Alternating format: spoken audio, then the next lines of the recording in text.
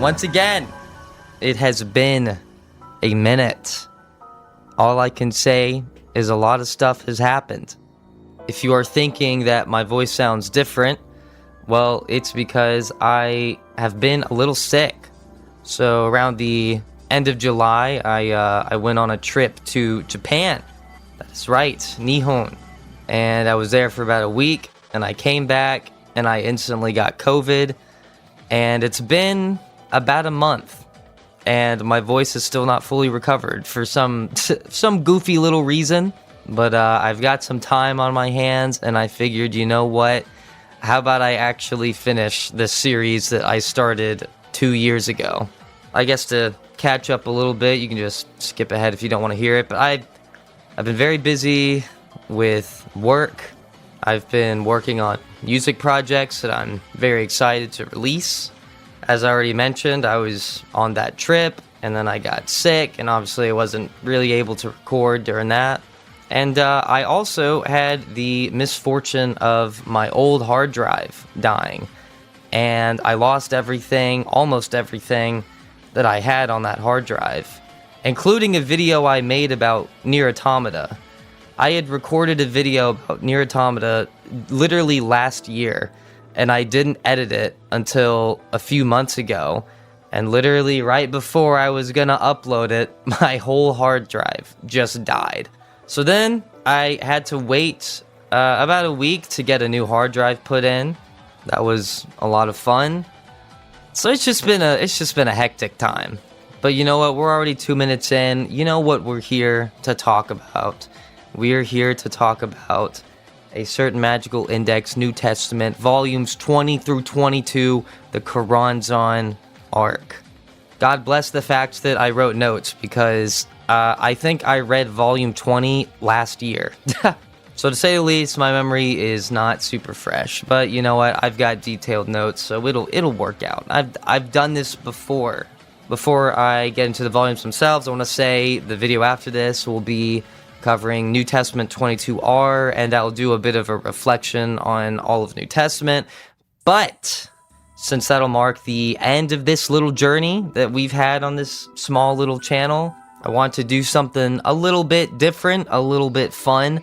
If anyone has any questions in regards to this series or New Testament or the Index light novel or something, you know, relatively Index related and relatively New Testament related, if you have any questions about it for me, you can leave them in the comments. I don't care how many, unless it's like, you know, way too many. But feel free to leave them in the comments below, or you can like DM me on Twitter or Discord if you have me there. Any method is fine. I will answer the question in the video. It can be about like, oh, what's your opinion on this character? What did you think about this particular scene, this character's arc? What do you think about New Testament compared to like the Index content that was covered in the anime? Whatever it is you want. I will most likely put it in the last video of the series, where I'll talk about NT22R and then my thoughts on the series as a whole. But yeah, let's just go ahead and get right into it. New Testament volume 20.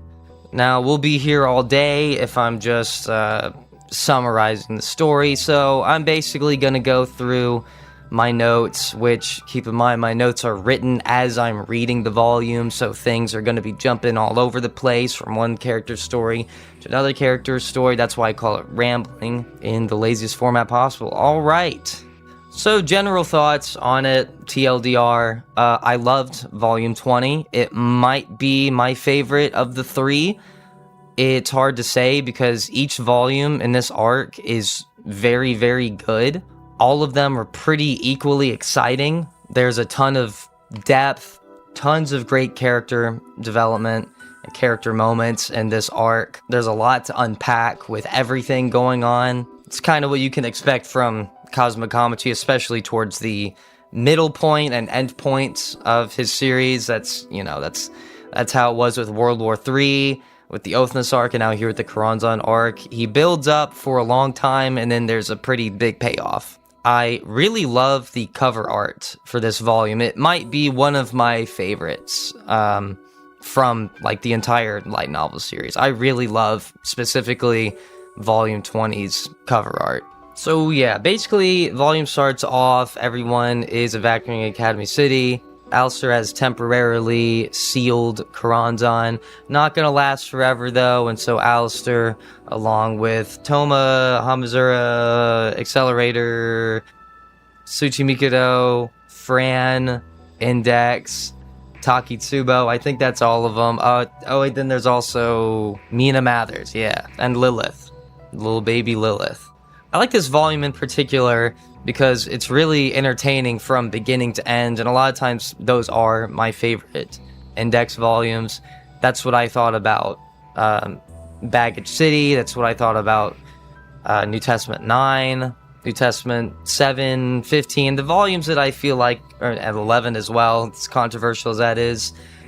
I really love the volumes that start off particularly exciting, because a lot of times Kazuma Kamachi will write, like, the first 2 chapters will be pretty uneventful. It'll be kind of slice of lifey, or a lot of times pretty fan servicey, which a lot of times can be super fun to read, and I definitely do enjoy it. But my favorite volumes are always the ones that start off exciting and keep up that momentum throughout the entire volume.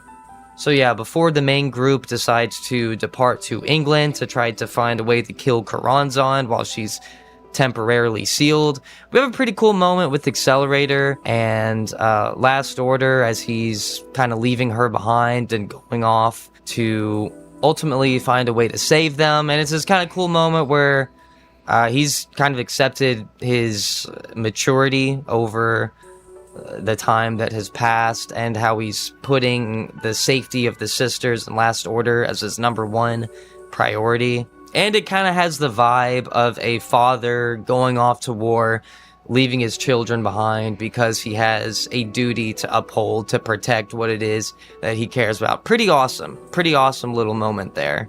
Accelerator legitimately is just one of the most well-developed characters like I've ever experienced.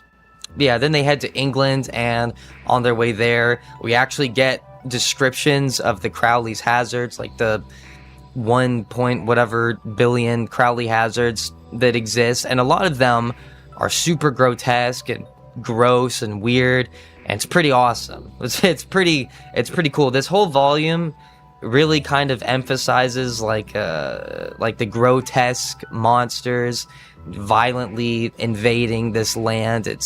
It's pretty rough, I guess. I don't know exactly how I would describe it. Very intense. Maybe that's just the best way to put it. It's intense. And as we're reading this arc, we're constantly jumping from perspective to perspective.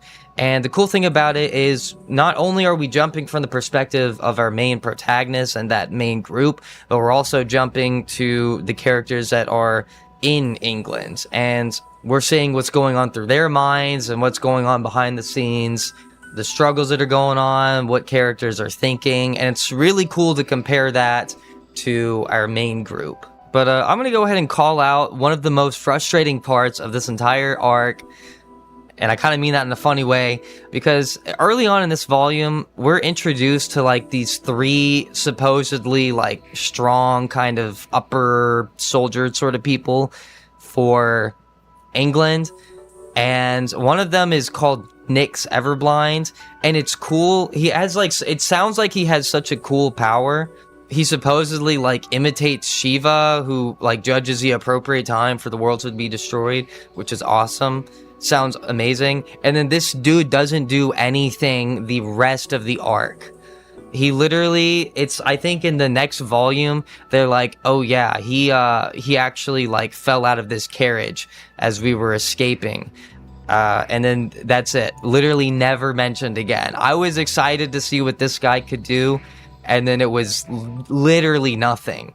I don't know if Kamachi did that as a joke, or like maybe he had a plan for him, but either way, that didn't turn out well. So yeah, rest in peace, Nyx Everblind. You will probably never be remembered ever again. During its time, we also get some cool world building sort of stuff that's going on. One thing Cosmic Comedy likes to do is he likes to talk about the consequences of things that happen, which is pretty cool. Does a lot for the world building, if you ask me. So we're kind of faced with the question of what's going to happen with Academy City's technology leaking out as everyone is evacuating the city. Fortunately, the kind of current sensational news of what's happening in the world, as obviously the Crowley's hazards are invading the British Commonwealth, and so that's going to delay the discoveries and attention of the tech. Then, for some reason, Cosmic Comedy even writes about the economic role of Academy City and how the Academy City's economic role is going to impact the economy of other countries, thus causing bigger world powers to start wars to make up for economic losses, and that this could last a long time or it could just end super abruptly. Kind of interesting how he goes into these hypotheticals like that. One of the particularly funny scenes here is we get to see the Misaka clones doing various tasks around the world. So one of them is relaxing in Rio, one of them is riding a motorcycle in Vietnam, and the other one is cooking rice cakes at the Antarctic base. Everything the clones do is funny, alright? I love the clones. Honestly, I don't think I've ever heard of anyone not liking the clones. I feel like they're kind of unanimously loved. But yeah, then after that, we go back to the main group, and then we find out, as they've landed in England, they've all kind of been separated already. And so we have Hamazura and Takitsubo, and then they meet up with Nephthys and Nyang, and it's amazing because those are two of the most fun characters in this entire series. Every scene that they're in is automatically a good scene. Every single time. I love that two of the most broken characters in this entire series are just a comedy duo, essentially. So yeah, they tag along with Hamazura because Hamazura doesn't really have a clearly defined goal in this. He's just kind of been brought along, and so they're following them because they're magic gods and they are just interested in the ways of humans and human logic and what it is that drives them to do something. But Hamazura's story doesn't really kick up much until kind of the next volume, but mostly New Testament 22. That's really where Hamazura starts to do some stuff, as well as Nephthys and Yang. And then we go to Toma's perspective as he's kind of been locked up in this weird, torture dungeon, whatever, prison thing. And for some reason, Style is just there and he's gonna torture our boy like that. What? Cannot say I approve of torturing Toma, but it's alright because equally balanced as all things should be, we get to see Orsola. And I will tell you right now, this volume alone completely 180'd my opinion of Orsola. I always thought Orsola was pretty boring, and I didn't particularly like her design a lot, and there just wasn't much substance to her character, but that changes a lot in this volume, and we're gonna get deep into that later on. At the beginning, there's some pretty fun humor thrown in here between Toma and Orsola. Toma seems to be quite taken aback by Orsola. Understandable. She's a very wonderful woman. She even helps Toma put his pants back on. That's great. Thank you. Jokes aside, Orsola actually has a pretty cool motive for why she is in this torture place, whatever, that I forgot the name of. So it's basically like a prison for, bad people that committed serious crimes against the country, blah, blah, blah. And she is there because, of course, she is a former nun of the Roman Catholic Church who is now graciously a part of the Church of England, and I'll definitely have more to talk about there with the Anyas forces later.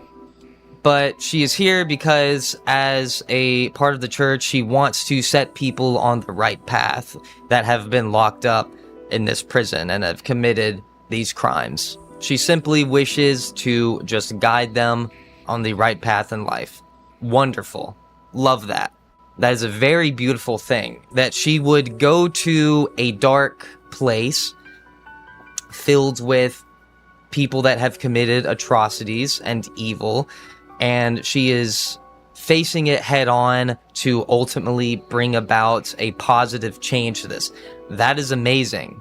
If you'll allow me to get a little theological, a little philosophical, a little cultural here, that is one major issue with a lot of people from the church, is that a lot of people do not want to face darkness to bring about a positive change. One analogy that I've heard for this is that you have to enter the cave to slay the dragon.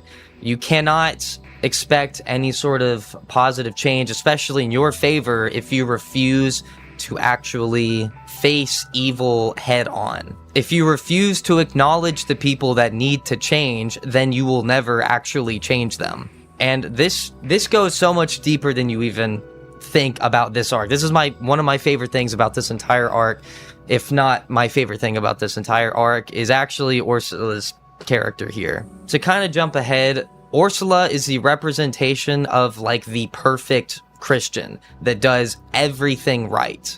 Almost everything right, I should say, because there is a conflict with her later on that we'll get into, but essentially this is what she embodies. She is the Christian that if non-Christians were surrounded by, they would have an immensely more positive opinion of the church. And we'll observe this in the next volume later with Alistair and Ursula. That is a phenomenal scene that I cannot wait to talk about. But it's all very effective. And I honestly don't know why more people don't really talk about Ursula, because this was all written so well that it's really worth commending.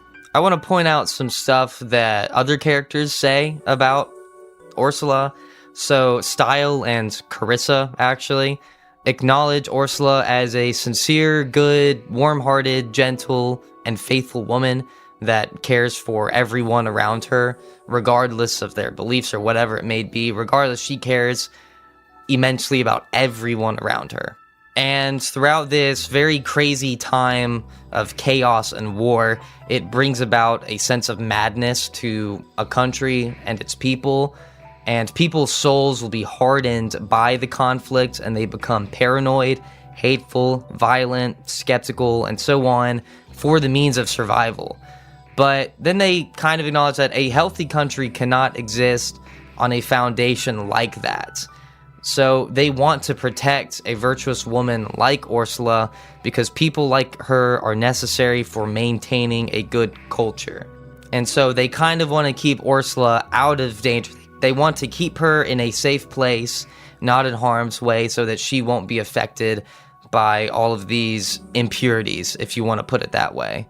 But as we'll see to come in this volume, Ursula wants to be useful. She wants to be useful in a pragmatic and visible way, as a lot of her peers are throughout this time, and it really bothers her that she kind of would be treated that way, that they would want to keep her away from all of this, because she doesn't understand her own role as what Style and Carissa have described.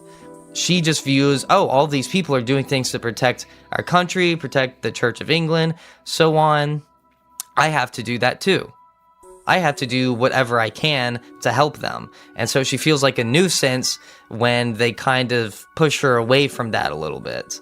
But to kind of add on to the point of Style and Carissa about Ursula's character and how it's good and important for the country that she remains the way that she does, there's a lot of sort of commentary here specifically about her faith. And I know that technically their religion is called Crossism. It's a different religion than Christianity, but the fan translation uses Christianity, so it's kind of Crossism obviously represents Christianity, but it is given a different name by Cosmocometry so that you know as a reader that it's a different world. It's a different version of this religion in this world. In my opinion, it's really something that I think he did to be tasteful and kind of reverent to a degree about it, which I really, really respect. But I guess to get back to the point about Ursula and her faith and the country, Christianity is obviously instrumental to England's history, culture, and identity. So I really appreciate the acknowledgement of Ursula's faith as a kind of indirect way of saying that this is important for upholding what it is that makes England England.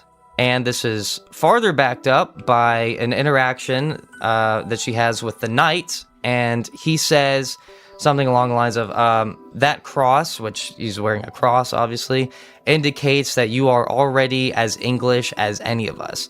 I wish I could escort you all the way back to the safe dorm. So it's such an important and integral part of British history and British culture that her acceptance of particularly the Church of England shows that she has accepted and been brought into this thing that is so significant to their country and its history and culture. And here's another little cool aspect of this volume and this arc, which also progresses in a very awesome way that I never would have expected. There's a little bit of a commentary about this concept, like what makes you English, what makes you British, who is allowed to call themselves as such. And that sort of discussion comes from Holegres Marat. I don't know how to say his name, so I'm just gonna call him Holegres. And the discussion of his character is it's very political. I guess I would describe him as a British nationalist to the extent where your bloodline is more important than your integration into British culture and society. As the former Roman Catholic nuns with Ursula and the Agnes forces are fighting on the front lines on behalf of England, he still despises them. He does not care if they're fighting. He does not care how they've assimilated and how they've been accepted by the church and the country, and they've been welcomed by everyone else. He can't stand the fact that they are not of English blood. So he's largely responsible for kind of sending them to their doom on the front lines, because he just kind of despises these people for believing themselves to really be a part of England at this point. And he has a run-in with Accelerator, and I think I can't remember who it was, someone called him racist. I don't remember if it was Accelerator or someone else. But yeah, so there's this neat little discussion on what makes someone British. Holegres' whole point seems to be that England should be filled with the English people. It's kind of like bloodline versus assimilation and so on. And it's so funny reading this now, observing literal Indian districts within the city of London where there's not even any English. It's just straight up an Indian district. I don't even know if Kamachi's aware of that. There's a whole debate to be had here. I'm not gonna have it here. All I'll say is I really liked that this was brought up in this volume and that there was an entire progression of this little aspect that actually followed through to the very end, because we do see some development from Holegres, and I'll get into that as we get into that volume. But it's definitely undeniable that it's his judgment of Ursula and the Agnes forces is clearly wrong, because they're doing more to defend England and genuinely fully integrate within the society more than really anyone else is. And their gratefulness, which is discussed a lot in this volume, is very authentic. That is, their gratefulness for England and the Church of England accepting them in the way that they did, because they really didn't have to do that. So yeah, it gets surprisingly deep. On another note, I kind of just want to say, I love, on a surface level, I just love to see Carissa returning in some fashion. And it's you see, some of my favorite moments in the series are when they actually go to England. I love the British royal family arc, Old Testament 17 and 18. I love that arc. I think it's fantastic. I love a lot of the characters from England. I think a lot of them are fantastic and super fun. But Carissa in particular is really great. She has a good understanding of what is necessary for a country's survival, that is physically and morally. I've always loved how her perspective on things has been presented. and I've always liked her motives and just her thoughts behind everything. We don't even really get to see her a lot throughout the series, but for what she has done and said, I've always thought has been either very like thought-provoking or just very entertaining. So I'll kind of discuss more about the Ursula and Anya's forces conflict as we progress through this volume, but now I kind of want to switch back to Alistair for a minute. So Alistair has a really interesting reaction as they're arriving in England, where he's so prideful and bitter and has like this deep internal hatred for his home country. But as we progress through this arc, we kind of learn that yes, he's bitter and does hold a lot of hatred for his home country, but there's still a part of him that wants some sort of apology or acknowledgement from the country, and it's almost as if he can't fully convince himself that he really despises this place. He still feels some sort of attachment here. It's kind of hard to put it into words. It's actually pretty profound, and honestly kind of a subtle little thing throughout this arc that isn't talked about super deep, but it's something there. And I'd like to mention how my view of Alistair changed over time throughout this arc. I'm not gonna lie, ever since Alistair up to this point in New Testament has been a prominent character, I haven't really liked him. I kind of just got annoyed by his like little bitter snarkiness and like absurd cynicism that I just it got kind of irritating to me. But progressing through these volumes, you learn so much about him, and you realize just how insanely complex his character actually is.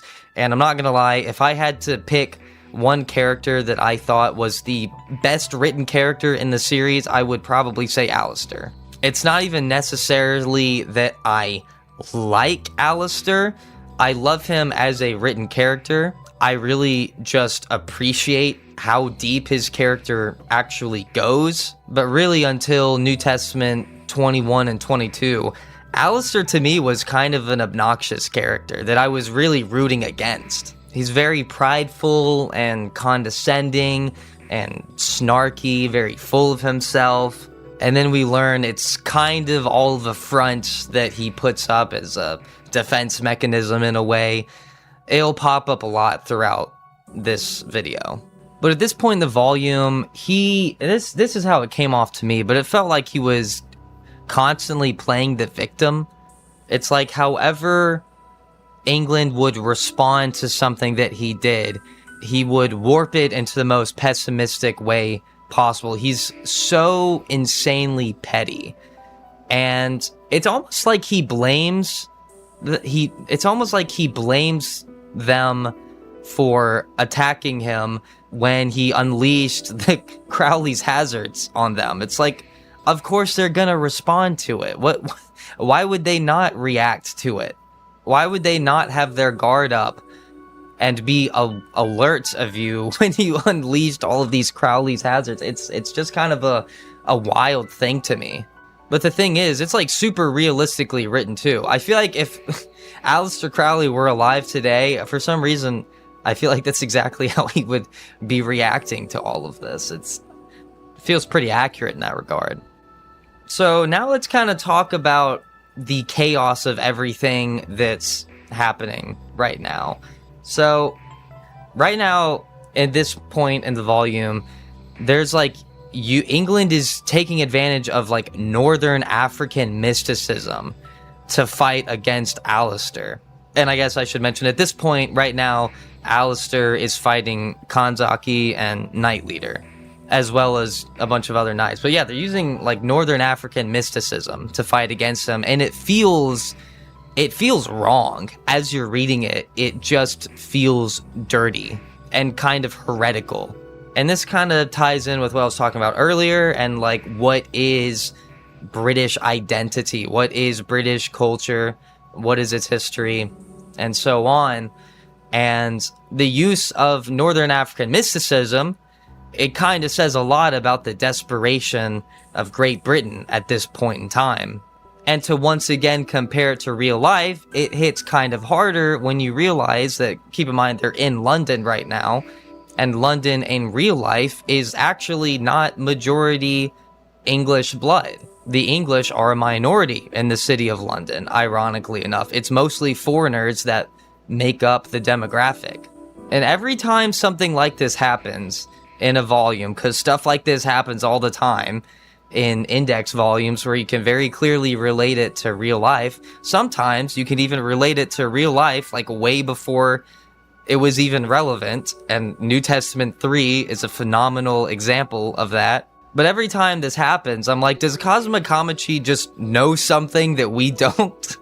Or is he even aware of this? Sure, I guess he is.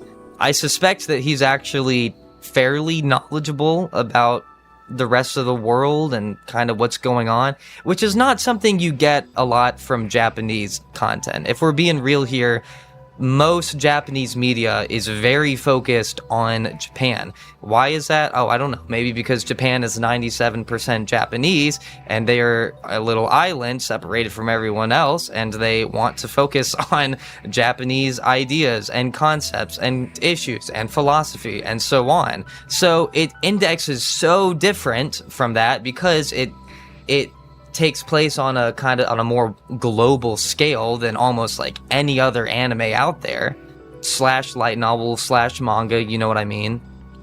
And so it's such interesting commentary from a Japanese person talking about geopolitical and like social cultural dilemmas of other countries. It's so like fascinating, but also really weird to read about in Index. This is why I've always said, like, the politics of Index is so interesting. This is not something that you often get out of Japanese media. Like, I'm sitting here reading this oddly, maybe coincidentally deep discussion about Christianity and British history and culture from a guy that lives in Japan who I don't even know if he's ever been to England. But my ultimate point here is that it's kind of shocking just how in-depth a lot of these themes go in this series. And that's part of, or I should say, one of many reasons why I think Index is such a particularly unique and special series. That was quite the tangent that I went on. Let's go back. Anyways, Alistair's fighting Kanzaki and Knight Leader, and what's so funny about this fight is that because Alistair is the founder of modern Western magic, he built this entire foundation that modern magic is built on. He understands it on such a fundamental level that you simply cannot beat him with it unless you're like a magic god or have created an equally strong, unique magical system that's separate from his. That's wild. And I want to point out a little bit of a hypocrisy with Alistair is that he constantly demonizes other magic users for continuing to use magic when they know about the phase collisions, which, to be fair, not obviously a lot of them don't know about the phase collisions, but he's the one that developed this magic system that made magic far more accessible for the world, thus allowing more people to irresponsibly use magic. It's like, imagine the inventor of the car demonizing people for driving cars despite knowing what it does to the environment. That's exactly how it feels. And yes, I know the response to that is going to be, well, this is all according to his plan so that he can destroy every layer of phase. He's leading towards the ultimate good, right? But I just thought it was a funny little thing to point out. I love how in my notes, I just wrote, Orsola is Italian, by the way. I don't remember why I said that, but I did. Another cool little thing to point out that this volume brings up is as they're using like Northern African mysticism for their magic, Cosmic Kamachi kind of writes about how like different cultures perceive mythologies and legends of other cultures. I did not know that the legend, if this is accurate, I would think it probably is. I imagine Cosmic Kamachi actually researches this stuff and doesn't just make up every little thing. But I did not know that the legend of Sphinx was actually a European-developed legend that Egyptians had no involvement with, supposedly. I don't care enough to read deeper into it, I'll be honest. Anyway, my entire point was that it kind of makes you wonder how different cultures perceive each other and their beliefs and folklore. Yeah, I don't know. Cool little detail. So now let's get into Qliphoth. Kind of a lot to take in here, but it is very, very cool. So Qliphoth, this like pink demon girl looking thing, she's supposed to represent pretty much like two ideas. One, the madness of war, and two, kind of like the spread of disinformation. So Qliphoth was created by Coronzon as a sort of like trap or safety net, and Qliphoth took the form of this beheading coin, which is stated to represent like a hopeless war, and everyone that was fighting for England had the beheading coin, and they were pretty much mentally influenced by the madness of war through that. Which is why this whole time, oddly, no one that had the coin was really acting quite like themselves. And the beheading coin can be used as a last resort, basically, to allow the user to temporarily abandon all fear in a suicide attack. So obviously you can see why everyone in England, it just seemed so desperate up to this point. Why Knight Leader, Kanzaki, and everyone else seems to be super desperate.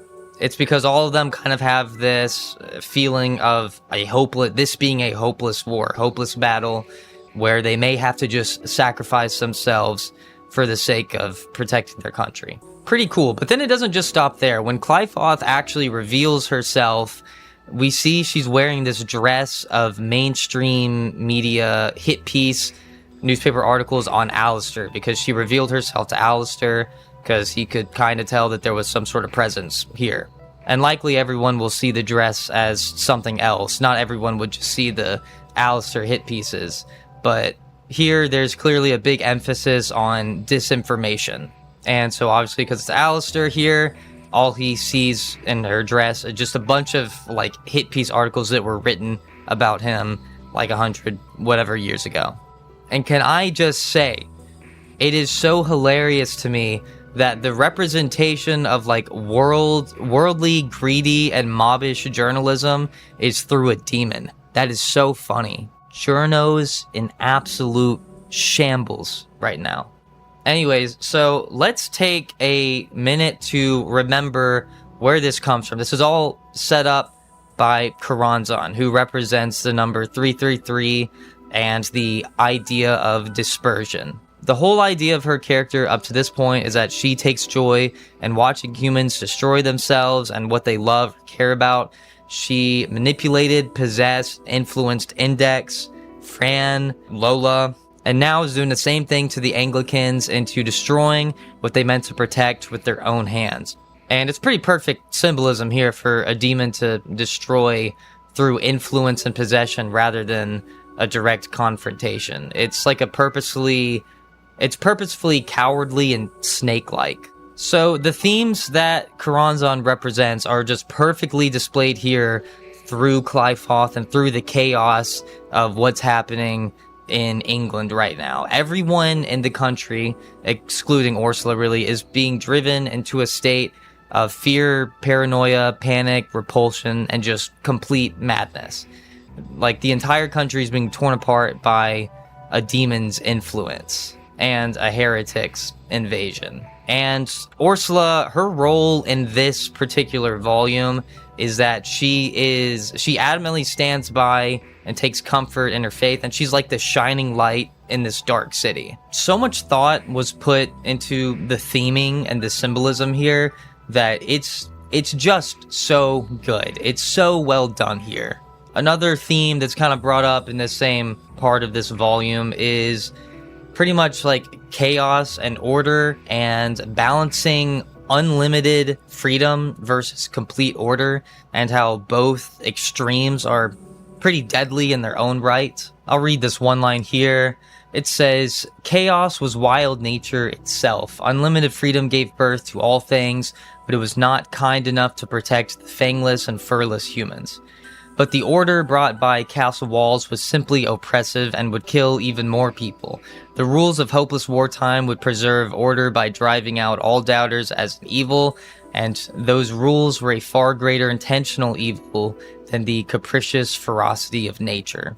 And then Kamachi kind of relates this back to Alistair and this whole, do what thou wilt shall be the whole of the law, and talks about how Alistair would ride the wave of chaos rather than suppressing it, as that's like a true order of unrestricted freedom that restrain no one, which is kind of BS. If you ask me, I won't name call.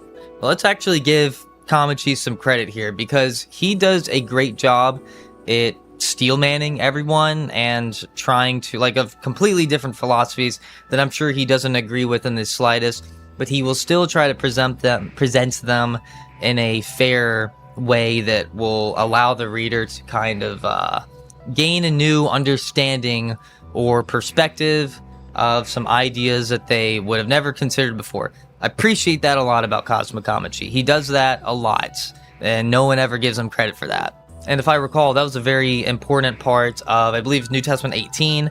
I believe that volume starts off with this sort of introduction of what it is Alistair believes and how will things change if we perceive Alistair as something other than just a despicable monster.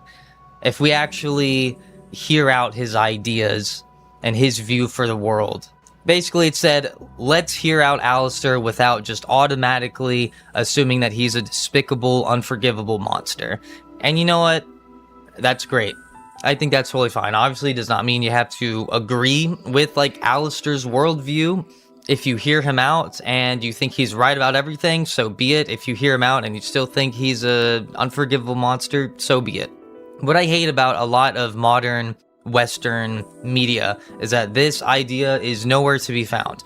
It's like, for some reason, in a lot of American media, particularly from Hollywood, this is the correct belief, and we're just going to automatically assume that everyone in the audience agrees with us, and we're not even going to consider the possibility that anyone would disagree or would have another view on this situation. There's just zero moral complexity in basically any mainstream Western media these days. It's completely non-existent. So I love this. Even if I just absolutely hate Aleister Crowley's beliefs, whether that's in real life, historically, or in this light novel series, I don't care. Because I love that it's still presented in this sort of considerate and much more thought-provoking way.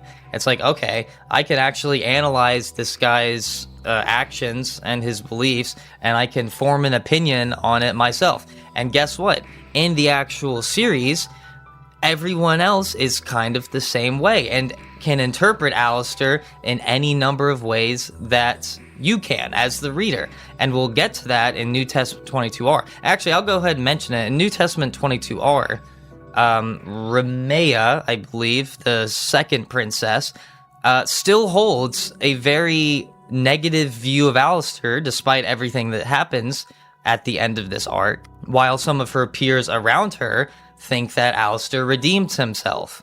And that's so cool to me that such a thing could happen in this story. Different characters come to their own different moral conclusions. That's really cool.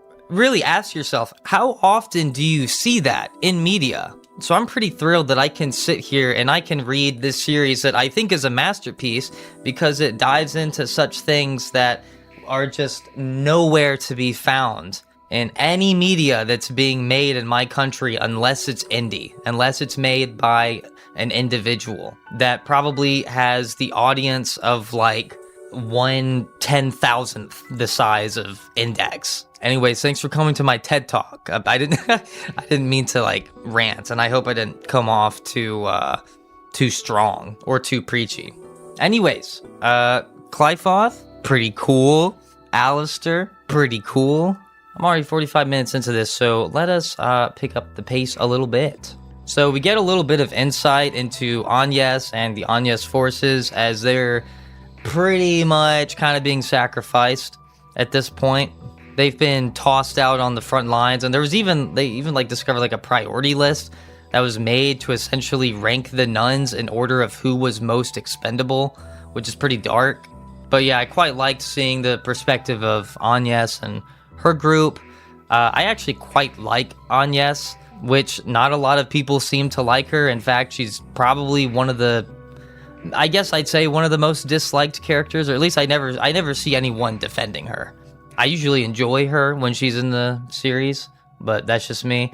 But I like seeing her because she is in a pretty tough position with a lot of pressure as she's leading her group in this seemingly hopeless situation.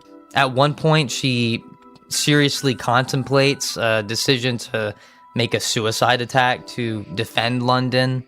And she even kind of wishes to sacrifice herself to save her troop, partially because she kind of desires to be released from the pressure of leading such a devastating charge.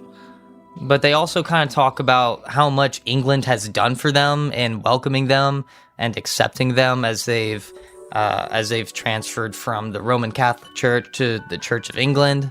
And it also kind of paints an interesting contrast from her experience with England to Alistair's experience with England. Like the Agnes forces found a new home at the Anglican Church, and they clearly have a lot of respect for the people there who have taken care of them and accepted them, as opposed to Alistair, who was completely rejected and slandered. So pretty cool little contrast there. And then we get another line about the knights and the royal family, and basically the royal family wants to risk their lives to protect their country, but the knights also wish to protect the royal family at all costs, no matter what. And I feel like that's like the sign of a pretty healthy monarchy, when it's a back and forth of, no, I wish to protect you above myself. And it shows kind of how selfless both sides are and how genuine the relationship between the two groups actually is. Neat little parts of the story. Then we get a scene between Fran, Lavinia, and Lesser. And it's not a particularly meaningful scene, but they're all there together, and I was giddy while reading it because I love all three of these characters. Not for any deep reasoning. I just like them because they are cute and funny. Fran boldly states that Bunny Gray is unstoppable. She says audibly V, and then she holds a peace sign with a smug look on her face. That's the greatest line Cosmocomchi has ever written. Unfortunately, right now, we don't have the time to deeply analyze it, so I guess we'll just move on to the main conflict of this volume. To sum it up really quick, basically, Ursula meets up with the Agnes forces, and with the 250 nuns of the Agnes forces and Ursula together, they're presented with this object of hope called the Isis Demeter Divine Mixture that can win them this seemingly hopeless battle.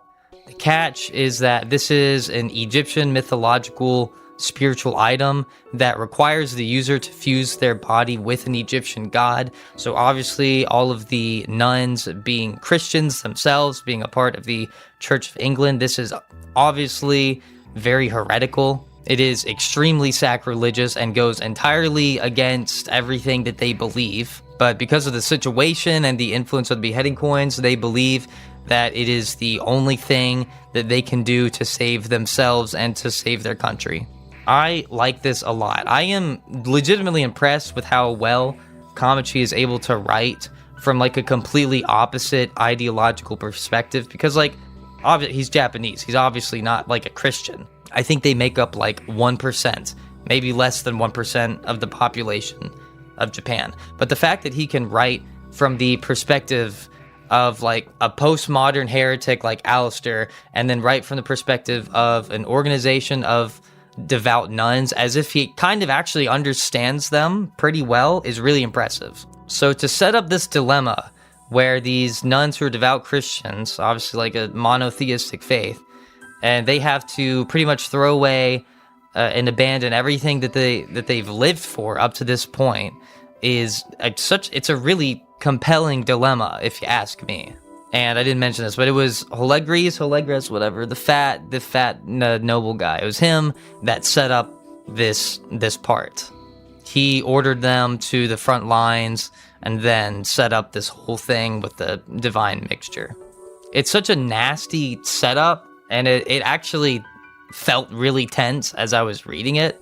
Only one of them needs to use the divine mixture, but so they don't all want to be wiped out entirely, but someone has to be sacrificed and commit this sacrilegious act to avoid that happening. And Toma, when he learns about this, he brings up a good point that this presented option basically stripped the nuns entirely of their freedom, because there was no avenue for rejecting the spiritual item if they wished to survive. But before anyone can make any sort of decision, Orsola, to the surprise of the group, reaches out and she takes the divine mixture and fuses with the Egyptian god. Why did she do it? She did it because she lamented not being able to fight for the people that she cares about. And I think I misspoke earlier, but I think she was actually under the influence of the beheading coin and Clyfall. I think I said the opposite earlier, but I think she actually was under its influence. So her feelings of uselessness and desperation were pretty much amplified here. So now the one shining light in the dark city that everyone could look to as something that they want to protect and uphold has now committed a sacrilegious act and is fusing with this Egyptian god out of desperation and as a result of the madness of war. So symbolically here, the kind of last pillar of light has disappeared. And then she goes kind of haywire. She's not really able to actually control herself while she's using the divine mixture. So the battle between her and Toma, and I guess technically Alistair, though he didn't really do all that much in this fight, takes place. And that's like the main conflict of the volume. Also, as a side note, respect to Oriana, because she had actually considered taking the plunge for them and using the divine mixture herself, because she kind of recognized her own past as being an ideologue willing to do radical things for her objective. And that kind of implied like a sort of parallel to Holegres, or whatever, the fat noble. Before we get into that, though, there's a pretty cool little conversation between Alistair and Accelerator that's going to be pretty important for the future of this arc. Alistair encourages Accelerator to start anew in the world outside of Academy City, where his reputation is blank and he can find a place to be accepted alongside the clones. And he has this one quote that I really like. I'll go ahead and read it. It says, "Will you continue to hide in the shadows out here, or will you gather your resolve and walk out into the sun? Do not base your decision on what you think best suits you. It is much easier to find happiness if you look to what you want to be and choose the unfamiliar path." He also notes that Alistair himself cannot start over in England like Accelerator could, as his bitter feelings toward the country that mistreated him will always seep through his fake smile. So even if modern England is different than what he grew up in, it's simply not possible for him to make a new home here. And as another quote that I liked was from Accelerator, actually to Holegres, after this interaction with Alistair. He basically holds Holegres like dangling off of this pillar, and he says, "Do you not know how to look at what people do and decide whether they're good or bad?" It's a pretty simple little line, but it's a good sort of like reminder of don't be this hyper stubborn ideologue that can only view the world in this sort of imaginary ideal. It's just not a healthy nor sustainable perspective to have. So I liked that quote. Okay, so let's kind of wrap up here. I'm not gonna break down the whole fight between Toma and Orsola. No point in doing that here.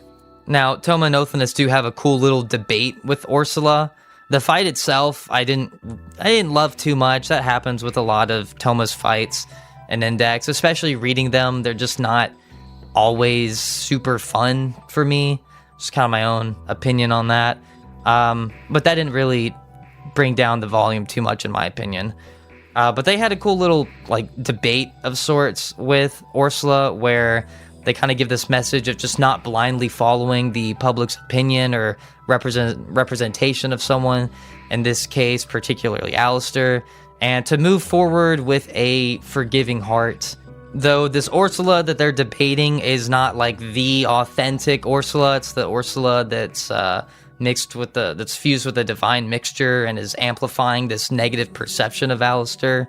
So it's kind of, it's not really Orsola. Here's another good quote. I think it was from Toma, maybe Othness, I don't remember.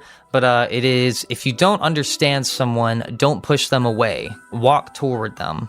And that kind of ties in with what I was talking about earlier with Orsola in that prison, torture, dungeon thing, whatever. And what her initial motive and goal was being there was to help those people set those people on the right path. It's the sort of metaphor like walk toward the people in the dark to bring them to the light. Another thing that they kind of point out about Orsula's character is like this idea of like admirable selfishness and reference to how she wishes to spread Christianity across the globe. You can kind of see what they're talking about there. And one thing I kind of said about Orsola is that she's stronger because it's within her nature to forgive, care for, and protect people that she cares so deeply about. And she's better suited as a pacifist than someone who must use violence to resolve matters, kind of like our boy Toma. So yeah, I really loved this entire arc with Orsola here, and there's a little bit more to talk about with her in the next volume. And I'm very excited to talk about that. That's a phenomenal scene in that volume. Thematically, I just thought that this entire ordeal with her and the Agnes forces, and as well tying everything into Coronzon, this demon, and the idea of dispersion, the madness of war, disinformation, fear, paranoia, it all goes so deep and it ties in together very nicely. There's just so much thematic content and depth here just in this one volume, and this arc as a whole is filled with even more of it. It's really impressive, and it makes me appreciate this arc even more just thinking back on it now that I've actually finished it and I'm reviewing my notes of these volumes as I was reading them. There's just a lot to unpack, and I really love that about this series. There's a lot to talk about with Alistair as well in this volume, and his progression from this point until the end of New Testament. It's just phenomenal. But the thing about Alistair is that he became the wicked, evil pervert that England accused him of being to spite them. And that is a very common thing in real life. If everyone villainizes one person, then that person is going to become the villain that they imagine to spite them. It happens all the time. And though Alistair did actually do a lot of horrible things, the media and England's treatment of him obviously can't be ignored. Like, both sides played a part in causing harm and disdain. And though Alistair's harsh feelings towards England are made pretty clear verbally, it's actually kind of interesting to note that the Alistair, or the Crowley's Hazards, never actually killed anyone, supposedly, in the country throughout the whole ordeal. And as Accelerator kind of psychoanalyzed about Alistair, is that he couldn't bring himself to kill them because he still felt some sort of attachment to the country or some sort of sympathy or pity for them, and thus he was deemed soft, which is pretty funny. So then last thing I'll talk about this volume before we get into the next one is, oh my goodness, this is an hour long, is the amazing epilogue. This epilogue was fantastic. Huge twist that I never saw coming with as they making it to some like cemetery, whatever. Honestly, I don't even remember. They made it to some cemetery or wherever, where Mathers from the Golden Cabal, who summoned Coronzon, originally would have been buried.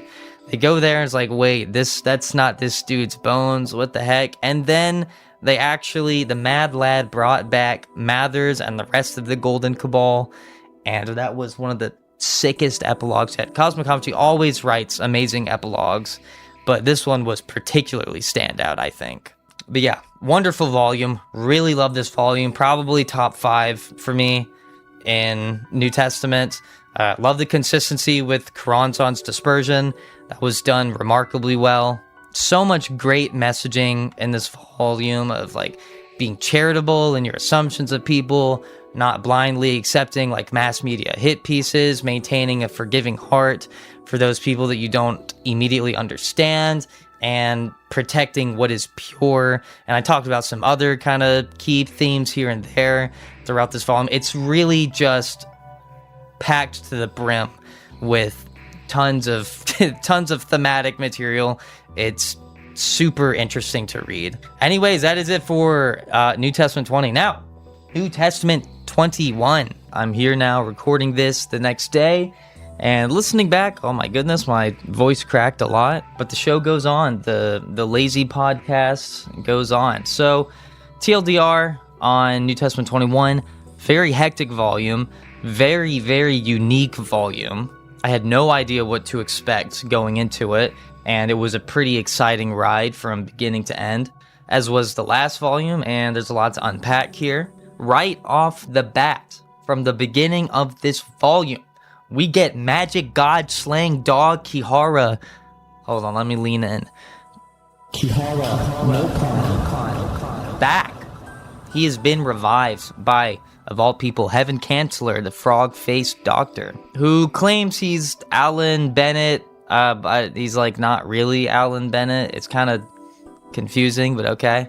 But I thought that was so cool that we got Kihara no Khan back in the story, and just there was no big deal made about it. I don't know why, because that was the whole reason that Kihara Yuitsu went all berserk, and that we got volumes 15, 16, and 17. I kind of thought that might have been a bigger deal that Kihara no Khan was back. I don't know, maybe in GT he'll do more. I will say I did kind of feel like, as I was reading this, that him coming back sort of undermined everything that happened in the Kamisato saga. But my excitement for him being back trumps my criticisms for bringing him back.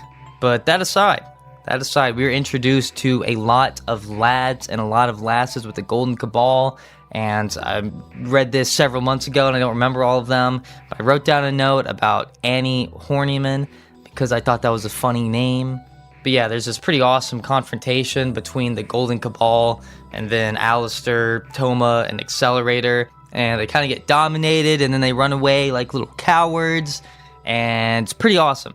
Then the Golden Cabal splits up, and they're all just super intimidating, especially as we see them interacting with different groups of, our main party and then other characters we're familiar with. Like, Itsuwa is back. Oh my goodness, Itsuwa has not had a scene since New Testament 2, I think, maybe 1, to my dismay, because I love Itsuwa and I would love for her to show up more frequently in the series. That'd be great, because here she doesn't really do anything. She has like one interaction with an intimidating little group of the Golden Cabal. I want to say it was Westcott. I don't care enough to fact check, but either way, it was very short-lived. We're introduced to the Lady of the Masquerade Ball, who is pretty cool and uses Taff Thardaroth, which I graciously wrote out the pronunciation for that in my notes. Then we're also introduced to Dion Fortune, who will be a lot more important in this volume and the next, and I like her a lot. She's very cute, very funny, love her personality. I also like her sort of gimmick a lot, where she has like this black box and whatever she pulls out of it is entirely unpredictable, but because she has good fortune, because she kind of represents fortune, she always ends up victorious. Pretty cool little concept.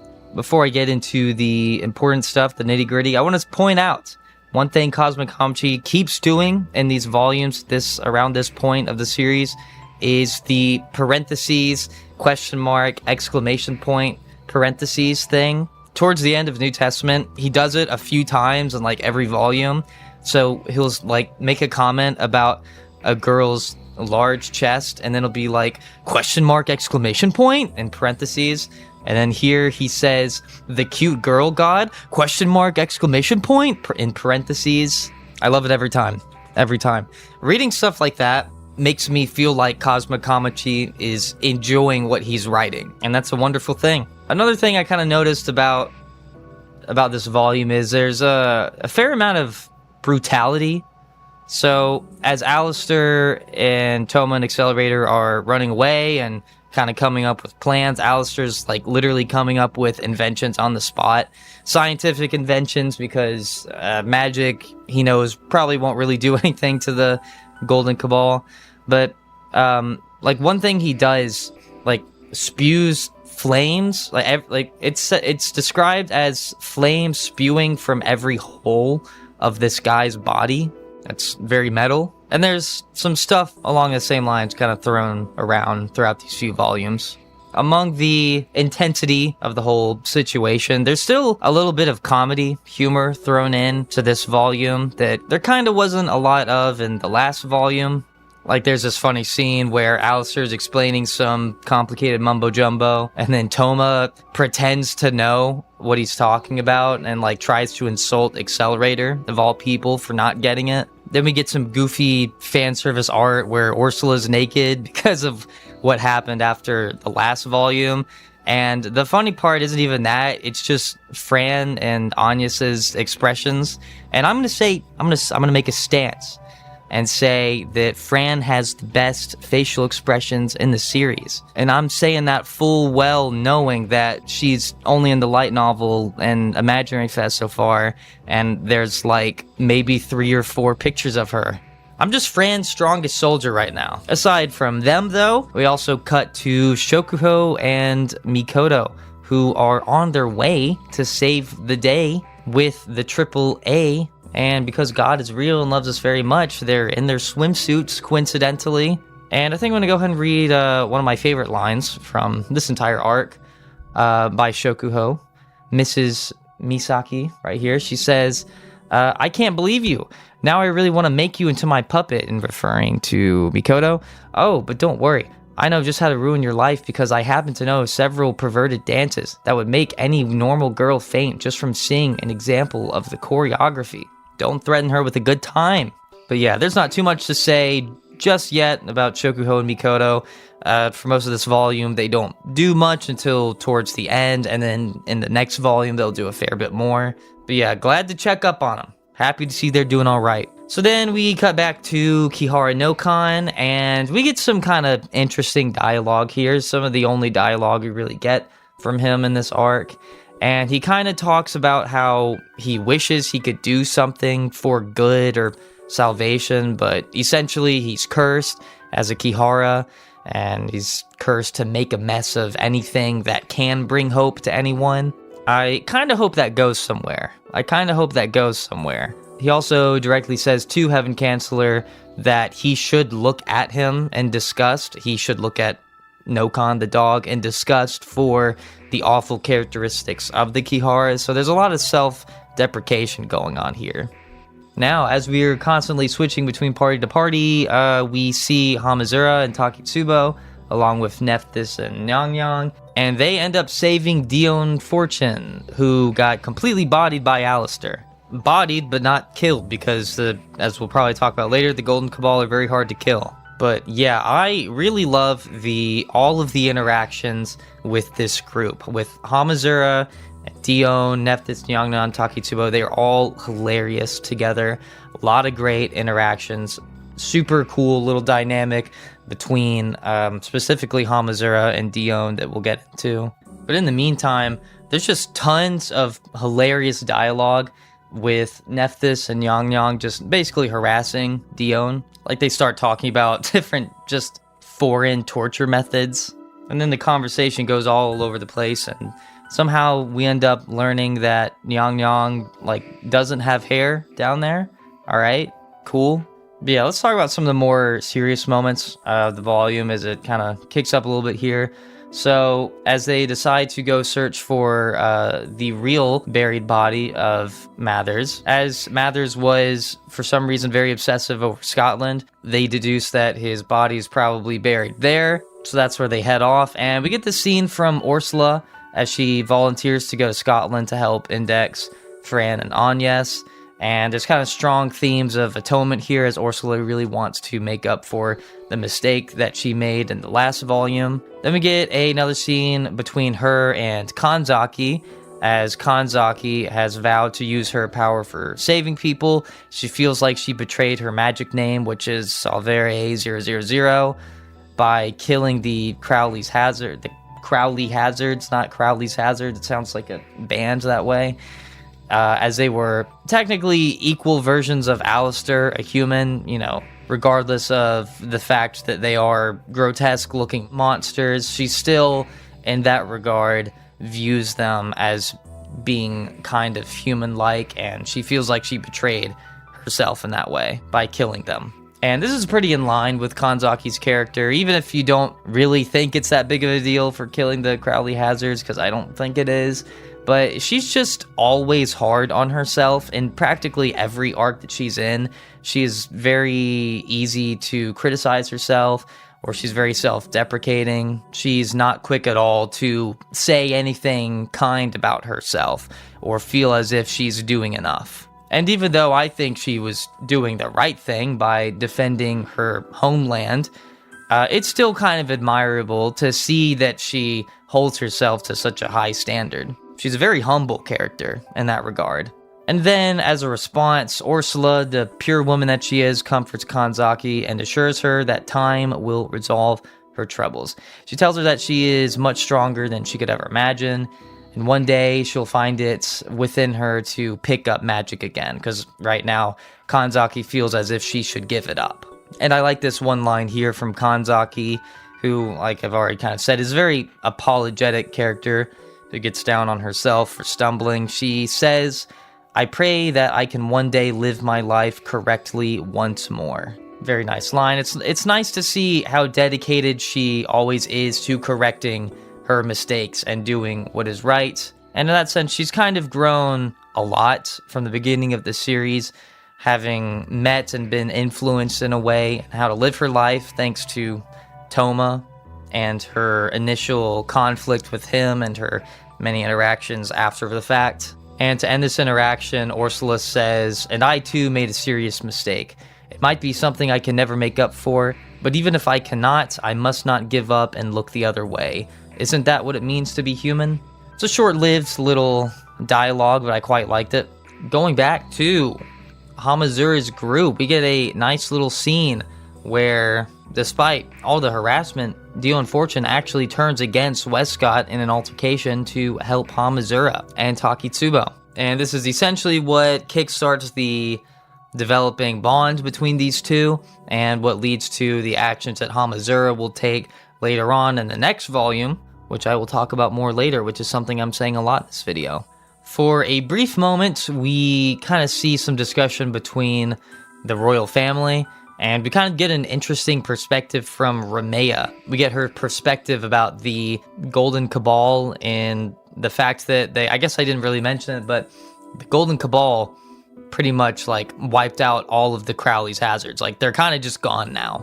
But Ramea refused to praise them, and she refused to praise the use of the Egyptian symbols with the divine mixture that Orsola had used in the last volume to defeat the Crowley's Hazards, even despite the fact that they were a threat to the country. And it states that any fighting force unknown to the royal family had to be a rogue unit within England, and a magic cabal was a criminal group needing elimination. Even if a gang protected the people of a city during a zombie outbreak, Ramea would not hail them as national heroes. So essentially, it doesn't matter that they helped them, because they themselves are still a problematic group. It's always interesting to see the difference in the perspectives of the different sisters, because they're all quite different. And that was just something I kind of wanted to point out. All right, I want to get to the serious stuff, so I'm gonna speed run some of these notes. All right, Mikoto Shokuho, another funny scene. I'm not gonna explain it. Just know that there's slapping and there's barking. Go read it for yourself. It's a 10 out of 10 scene. Nephthys and Yang Yang, they start tickling Dion to get information out of her, and that was really funny. Next, they do a funny thing where translating for Dion, because I forgot to mention Dion speaks English, not Japanese. Hamazura speaks Japanese, not English. But They purposefully mistranslate something that she says and change it to her saying she wants to bathe in a guy's used bathwater. Based. Next, Hamazura meets up with Lesser and Lavinia for some reason. I don't remember the relevance, but they make fun of Lavinia's chest size. Amazing. Next, Lesser complains about gas prices. That's base. She has my vote. Okay, now we are finally at the altercation between Toma and the Golden Cabal. It's a pretty energetic stretch of scenes where they're like, you have the royal family or whatever, and this super fast chariot thing, I think. And then the Golden Cabal is like using some magic to move super fast. Pretty cool. There's absolutely zero chance that the royal family could possibly lose or be in any danger because they have a character helping them named Cutia Virgin Road. That's the best English name I've ever heard in my life. Oh wait, never mind. She's actually useless and she doesn't really do anything. I will say, one thing that's really cool about this fight is that one thing I really like that I haven't talked about up to this point is just how intimidating of a presence Mathers has. He has a very commanding, threatening presence that is just super cool. I think Mathers makes for a pretty great sort of antagonist, and I really love just, tying this in with his rivalry with Alistair and how all of this ends up concluding. It's pretty awesome to see. But yeah, as the fight is going down on the way to Scotland, pretty cool sort of appearance from Shokuho and Mikoto as they finally catch up with everyone with the AAA, and wow, they can actually contribute, which is pretty awesome. I will say, after a certain point, the magic side got so strong, and the science side, by comparison, just felt kind of weak. So it's nice to see science side characters at least able to contribute in a fight in some way. They're not just totally weak fodder characters. And it's not like they're fighting on equal terms or anything, but they're doing something, and I like that. And if you're wondering where Accelerator is in all this, well, he actually made a sort of pact of sorts, or contract or whatever, with Clyfaw, Miss 545 Puzzle Demon Girl herself. And he did this to make up for his lack of understanding in magic, because what has been holding Accelerator back this whole time against the magic side is that he doesn't know hardly anything about it, other than the fairly baseline discussion that he and the other protagonists had with Lavinia all the way back in New Testament 2. So throughout these volumes, we see him learning from Clyfaw about magic, and then, he's kind of a genius himself, so he's able to come up with sort of counters to whoever he's fighting as a result of that newfound knowledge. Now, finally, let's get into one of the coolest, deepest scenes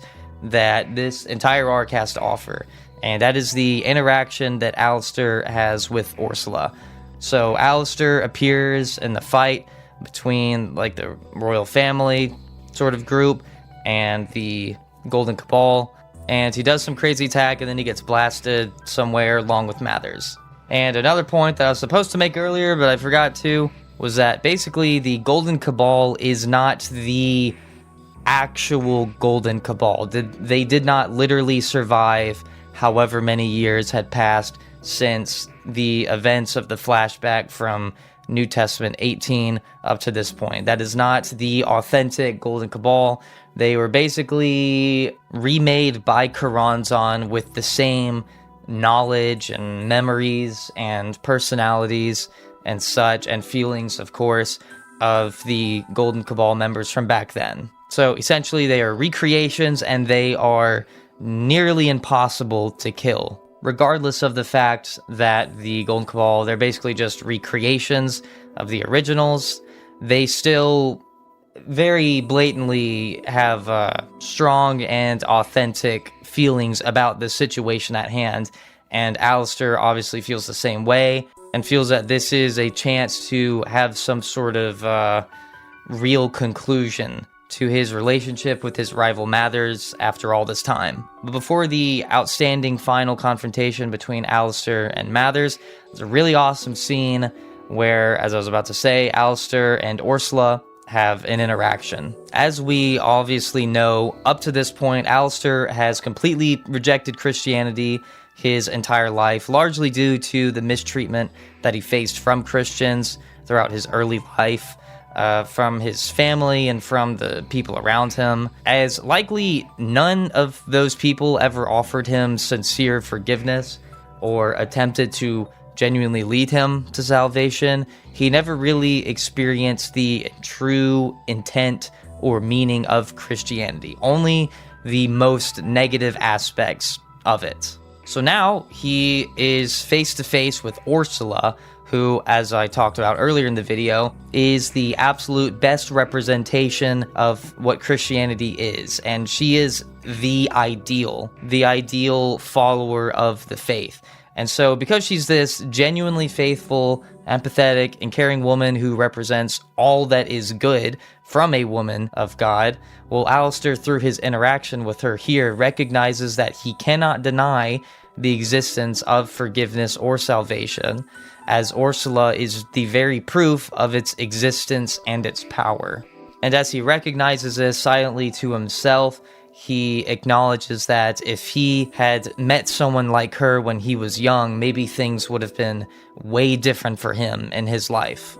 And in addition to this, he also witnessed what Orsola went through with her sin of the divine mixture of committing a heresy or a sacrilegious act, and fusing with the Egyptian god. Yet despite this, through her faith, she is able to move forward and live a better life, as she asks God to forgive her for what she did.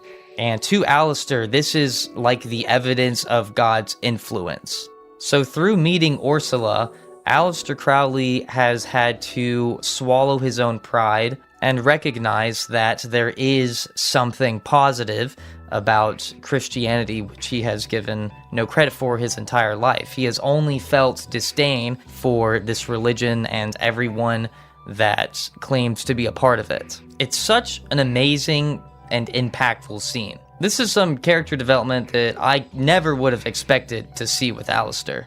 It's a very profound scene. Despite this moment of reflection, he still believes that it's just simply too late for him to ask for forgiveness for everything that he's done and to accept this idea of salvation. The time has long passed since he should have died as a human a very long time ago. So in that sense, it probably feels to him as if I am not deserving of such a thing after all this time that I've spent rejecting it. And then he picks up a secret weapon that he's been alluding to for a few pages now. And I guess if it wasn't obvious, by the way, they were in a church.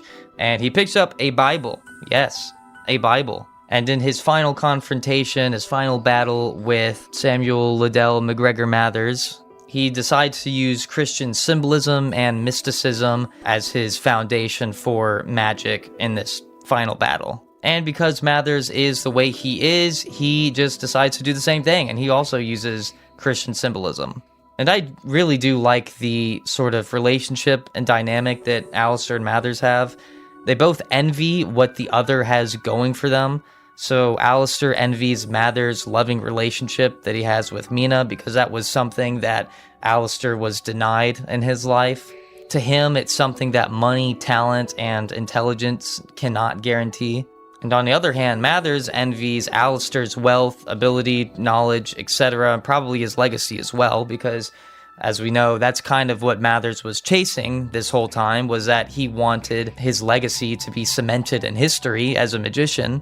Though it does go a little bit deeper than that, because he also desired a certain level of status so that he may build a better life for himself and Mina. In a lot of the flashbacks that we see of the two, it's always about how Mathers had no money. They were just living like dirt poor, mooching off of other people and having to borrow money, and him just refusing to get like a normal job. But ultimately, that was something that he really wanted. He wanted that so that he could build a better life for himself and his wife, Mina. Something that Orsola mentions earlier in this volume, a lack of self-confidence leads to a bitter nature where one feels the need to insult and act with hostility towards others. And this is what both Mathers and Alistair kind of clearly struggle with, as both are pretty deeply insecure and obviously desire some sort of validation from others. Though in this fight, we do see them kind of, in a way, come to respect each other. Alistair admits to Mathers that he misunderstood him and his intentions. Pretty cool little scene. I have to say, I respect the significance that Alistair places on the concept of love, because as a notoriously hated person throughout English history, he appears to crave the eternal love of someone to overshadow everyone else's view of him/her. This whole time I've been referring to Alistair as a guy, but like, keep in mind throughout all of these volumes right now, he's a little girl. But yeah, the deeper you get into these volumes, the more that you can find to respect about these characters, especially Alistair and Mathers, even though up to this point, it's easy to view them as just, crazy psychopaths. But really, there's quite a lot of depth and inner conflict here to look at. But yeah, this fight was a super cool fight. I loved a lot of the references, and like there's one cool part where like Alistair takes a ton of wounds to represent like the physical and emotional suffering of Christ during the crucifixion. Pretty cool stuff like that. I really liked how it didn't drag on too much. That's the complaint I have about a lot of 2-hour fights, is that they kind of just drag on too much. And that's kind of what I thought about the last volume with Toma and Ursula's fight. So I appreciated how sort of quick and fast this fight was. So it concludes, Alistair wins, and then stuff happens, and basically everyone in the Golden Cabal vanishes. That includes Dion, and that's a big deal because Hamazura has grown quite attached to Dion because of everything that has happened up to this point. He saved her, she saved him. They had a sort of conversation, even though it was through translation, there was still something there. And as she disappeared, he saw her vanish with this sort of bitter-sweet smile, but I believe she was also crying as well, and it did not sit well with him. He did not believe that she should have to just accept disappearing like that, and that is where his motive for the next volume comes into play, which we will talk more about when we get there. So to wrap up this volume, which I did not talk about nearly as long, not gonna lie, my notes for this one were just not as in-depth, but let me go ahead and talk about the last little bits of this volume. So as they make their way to where Mathers was buried, Coronzon is now free and she has arrived in Scotland. And we get an interesting little twist with her. So she literally just straight up stabs Alistair with just a normal knife, which is pretty funny. Well, to be fair, at this point, Alistair's pretty beat up anyways. But she actually comes out and says that she just lied about Lola. She is not actually Lola, who was thought to be Alistair's original daughter with one of his many mistresses at the time. And that's kind of a punch to the gut, because that's what Alistair has been working towards up to this point, is freeing his daughter Lola from the control of Coronzon. And I, the reader as well, was kind of expecting that and hoping that Lola would get this good, happy ending. And that's not what happened at all. So yeah, like I said, kind of a punch to the gut. Moral of the story is don't trust what demons say. And aside from that, in another location, we get a cool moment with Accelerator as he frees Clyfaw of her contract with Coronzon and plans to create a life where she is useful. And now that sounds kind of harsh using the word useful here, but I think he's using it in a different way. Considering that he says he'll decide if Clyfaw will live surrounded by friends or will live a happy life, or etc., I imagine he's using the word useful with like a very positive connotation, implying that she was not useful when she was spreading the madness of war before, but now she will be doing something that has a positive impact on the people around her.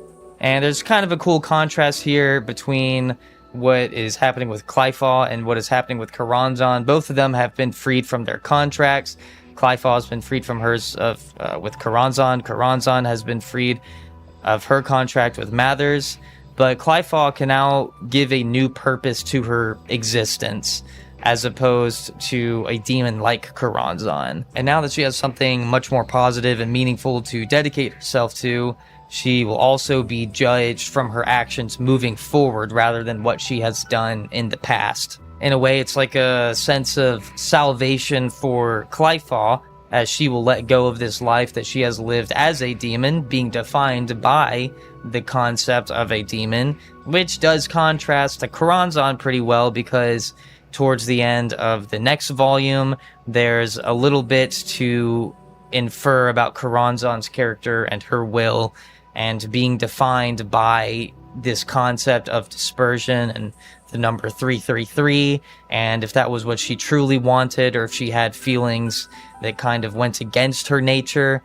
Very interesting stuff. So my general thoughts on New Testament 21, now that we've gone over it, overall, super solid volume, really not any dull moments throughout all of it, especially since it seemed more focused on action from beginning to end. I also liked a lot of the humor in it, really liked the fight at the end, loved the themes. There's a lot to unpack here. I didn't really go super deep into it. I know I talked about that about half as long as I talked about the last volume, but to be fair, that required a lot more setup. But yeah, it really was a blast. I liked a lot of the characters that were introduced. I love the rivalry between Alistair and Mathers. I really, really loved all of the interactions between Nephthys, Nyang, and Dion, alongside Hamazur and Takitsubo. Super hilarious. Love those characters to death. Like I said, a lot of cool themes. This time it talked a bit more about like forgiveness, salvation, and moving forward from your past sins for a more meaningful future. We kind of see that with Orsola, Kanzaki, Clifal, Alistair. Definitely a prominent theme throughout this volume, and I quite liked it. Once again, I just have to say Orsula's character has done a huge 180 for me personally. Like I said, I thought Ursula was a very boring character when she was introduced all the way back in like the Ursula rescue arc and the what was it, the ice boat arc. She was in that as well. Never really thought anything of her. These last two volumes, in my opinion, turned her into a fantastic character.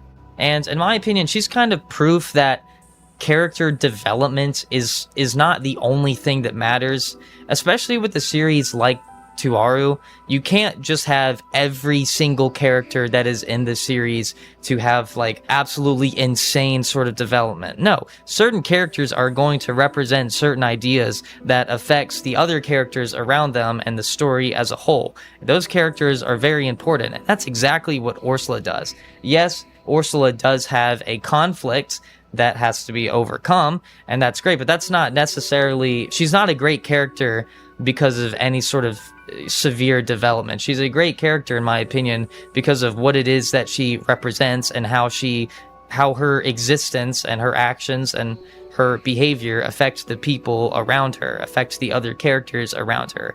Like, she is responsible for a very big step in Alistair's development. For a character with not a ton of scenes, she fills her role so perfectly here that it hurts. In my opinion here, she was just used so effectively and utilized so well as a character in such a huge series with such a gigantic cast that it's really impressive. And I feel like I got a ton of value out of her character. I will also say I definitely, at this point, appreciate Alistair's character way more than I have up to this point. I've always thought that Alistair was a great character, but at this point, he's maturing a lot. We get to better understand his insecurities and how deep they run, and how he's overcoming that despite how long it has been that he's held these grudges and this internal conflict. We got to learn about what it is that he really desires in life, and it's something that, anyone can relate to. in many regards, he's a very real character. And I'll also point out Accelerator. I always love seeing just how far Accelerator has come as a character. If you want a character with an insane amount of development and maturing over span of time, Accelerator's your guy. He has changed such an absurd amount since the beginning of this series. It's always great to see. I love the moment that he had between him and Clyfall, and I'll definitely have a fair amount to say about him in the next volume. So yeah, overall, really solid volume, really enjoyed it. I feel like I didn't have a ton of quote-unquote deep things to say about it, maybe because this volume had a little bit more of a stronger focus on action. I didn't really take as much in-depth notes this time around. Admittedly, this volume took a very long time for me to read at the time. I had to read it very staggered just because I was trying to read this when my work schedule was really crazy. Like sometimes working 6-day weeks, and then when I get home, I just crash. So maybe that had something to do with it. But overall, despite the long time that it took me, I still really enjoyed it, and I got a lot out of it. I'm sure I skipped over some details that people may have wanted me to talk about, but too late for that. So we're going to go ahead and move on to the monstrous volume that is New Testament 22. I think it's the longest in the series. Parts of it kind of felt like a fever dream, not gonna lie, especially the ending. And surprise, surprise, for slow little old me, this took a long time to read. You know, I'm looking at my channel right now, and my longest video in this series is 1 hour and 47 minutes, 38 seconds. We're just 10 minutes, we're 10 minutes behind that, and we still have the longest volume in the series to talk about. So let's not waste any time here. So I guess looking at the art, I like the cover. It's nice. I have nothing deep to say about it, but looking at the art, like in the beginning pages or whatever, I gotta say, Lola Stewart, Coronzon, your hair looks very nice. She's swishing it in this dramatic way, and it looks very cool. And my very first note that I took for this volume is about how I have no idea what Coronzon is saying. Let me read this line, and you might say, well, Emerald, this is completely out of context. How could you take this out of context? My brother in Christ, there is no context. It sounds just as incomprehensible in context as it does out of context. So I'll put it on the screen. I'm going to read this. Every number is the same. My right hand contains Nuit of resurrection. Watch as the possibilities expand and surpass the bounds of the finite. My left hand contains Hadit of vengeance. The smallest point gathers and concentrates all forces to create a single meaning. Thus, an attack shall be released from the infinite acceleration of the circle of Ra-Hor Kuit, and shall appear on the surface layer of this world. Wow, Coronzon, very cool. I don't know what it means, but it's probably just a flex. But besides that, this volume starts off pretty crazy in a very good way. There's a confrontation from the very beginning between Coronzon and Toma dies. Toma dies, that's right, Toma dies. Lola Stewart, Coronzon, whatever, does some attack that's really awesome. And even Imagine Breaker can not really suppress it fully, so he just dies. But it's okay, because they heal / resurrect him, but they have to cut off Imagine Breaker to do so, and then crazy stuff happens, and we'll talk about that later. And then in one of the other coolest moments from this entire volume, Accelerator finally shows up after not really doing too much in the last volume, out of nowhere, and he actually is able to kind of hold his own against Coronzon in a fairly substantial way, which is pretty sick. But then Coronzon flies away like a coward. And then we switch to Hamazura, who plays a very interesting role in this volume as he ends up joining Coronzon's side. And in this volume, we get a lot of really cool sort of inner dialogue with Hamazura. The thing about Hamazura is he'll actually say throughout the series, he'll actually say a lot of fairly deep and introspective things. So at this point in the volume, he has resolved to bringing back Dione Fortune. No matter what it takes, he doesn't care what he has to do to get it. He just wants her back.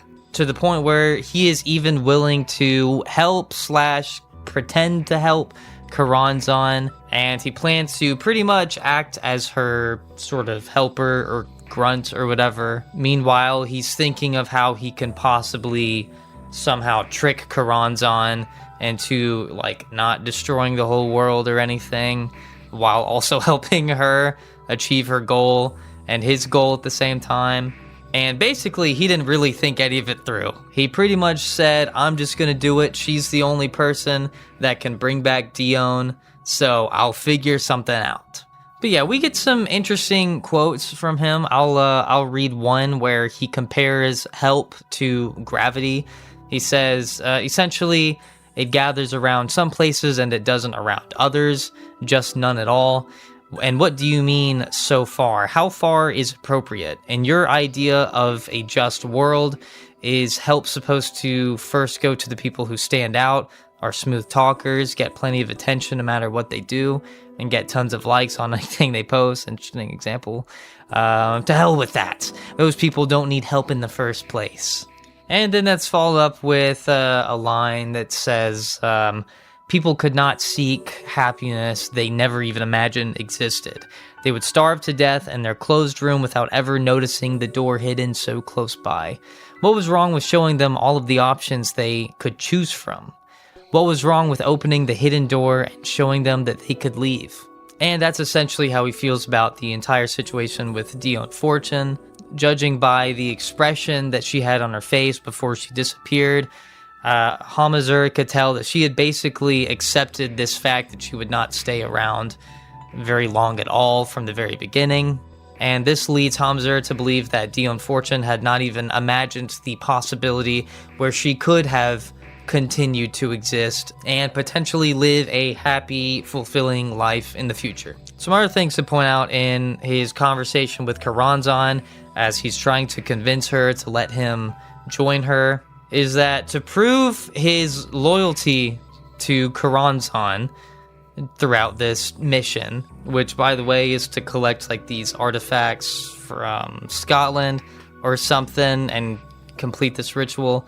I don't remember all the details. That's close enough. But yeah, he literally knocks out Takitsubo, his own girlfriend. Pretty messed up, also pretty funny. Hamazura seems to have like an interesting perspective of prioritizing actions that leave him with a clean conscience, but also doing whatever might be necessary to accomplish that goal, like literally knocking out his own girlfriend.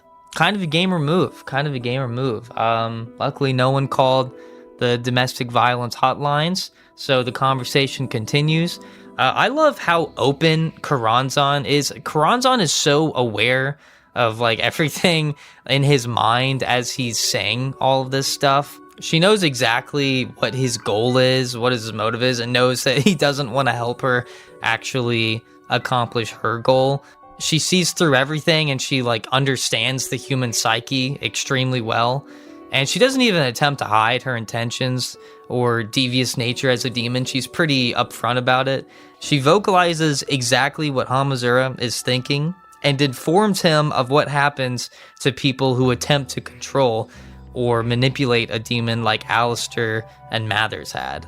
So in my opinion, that adds a pretty cool dynamic between Coronzon and Hamazura, because they both know like exactly what the other is thinking. More so, Coronzon knows what Hamazura is thinking. They know each other's intentions and goals, and they're like helping each other, even though they know they're going to like oppose each other in the final conflict. So overall, a really great interaction between the two here. And as black and white as it is, I really enjoy like having an absolutely evil demon as the antagonist. Up to this point, yes, at the end of this volume, there's a little something there to Coronzon that we'll talk about, as we get towards the end of this volume. But like, for the most part, she's absolutely evil. You can't really say, oh yeah, Coronzon's actually this deep down this great person with good intentions, but uses evil means to achieve that. Because unless you're this like very bizarre universalist that views humans, your own species, on the same exact level that you view like aliens or whatever, billions of light years away, then there's no reason that you would just side with Coronzon, morally speaking, that is. But yeah, I think there's meaning to be found from the dynamics characters have with such a blatantly evil demon. Dealing with the demon can never end positively for the person trying to benefit from them, and it brings nothing but disaster and, oddly enough, dispersion, fitting for the theme of this character. Yet it's always, the idea of it is always seductive and tempting. It will always be as such. But then after that, we step away from Hamazura and we go back to the situation with Toma for a little while. And as Toma was hit by the attack, it's pretty brutally described. The best part about it is that Toma's severed right arm is caught by Shokuho, and at first when you read this, you just think, oh, it was just written for, like, you know, shock value or something, because it was such a brutal attack, right? And Kamishi's trying to get a reaction, I view the reader. But then it actually matters later on in the volume, and we will talk about it when we get there.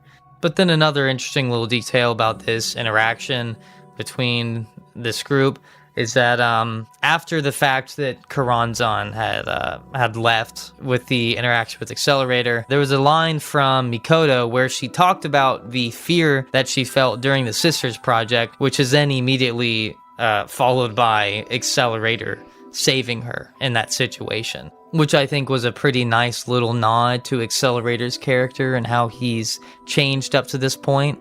But back to Toma. For a large portion of this volume, Toma does not even have his right hand. And as he wakes up, he has a conversation with Othinus, his understander, who lays it on him like a real one, does not hold back her words, and is very upfront with the reality of the situation at hand. But despite how grim the situation looks, Toma does not care and decides that he is just going to do what he needs to do anyways to save everyone. Othinus's response to this is a quote that I'll read. "I thought maybe you had let that special right hand get to your head, but it seems your illness comes from the soul. Even after our escape in Denmark, it seems I still do not fully understand you. It's starting to look like not even death will fix you." Then she starts to talk about the nature of Coronzon and what it is that Coronzon wants to do, exactly what her goal is, and what does she hate so much. Ultimately, her desire is to return the world to its natural state. That being a world where everything naturally lives and naturally dies. Nothing may prolong its life longer than is natural, whether that's through magical or scientific methodology. And the example that is used is a pretty funny one. It's the thing that Coronzon probably hates the most is microplastics, because they were artificially created and they just last forever. And funnily enough, that kind of makes her sound like a super hardcore environmentalist that like gets really upset when they think about the fact, like, as the human population increases, the environment is harmed at a higher rate, and holds this sort of desire for the natural world to reign supreme, where basically mindless creatures just simply exist. No weight is really given to the existence of humans, who are obviously intellectually superior to animals and have the mental capacity to make moral decisions, which is something animals cannot really do, which is a bizarre take for like a human to hold, but for a demon, kind of makes sense. It is entirely logical that a demon would despise the human race and how they ruin pretty much, you know, everything around them, or around us, I guess. I'm talking like I'm not a human right now. But yeah, just kind of a funny observation, I thought. Another thing I want to point out is Coronzon has like criticisms of humans for reproducing and conquering the planet from an earlier volume. And that suddenly made a lot more sense here with this sort of explanation. She basically, as I understand it, she dislikes that humans just don't fit into the hierarchy of creatures anymore. Had humans just had the normal sort of mental capacities every other creature around them, obviously wouldn't be that high up on the food chain.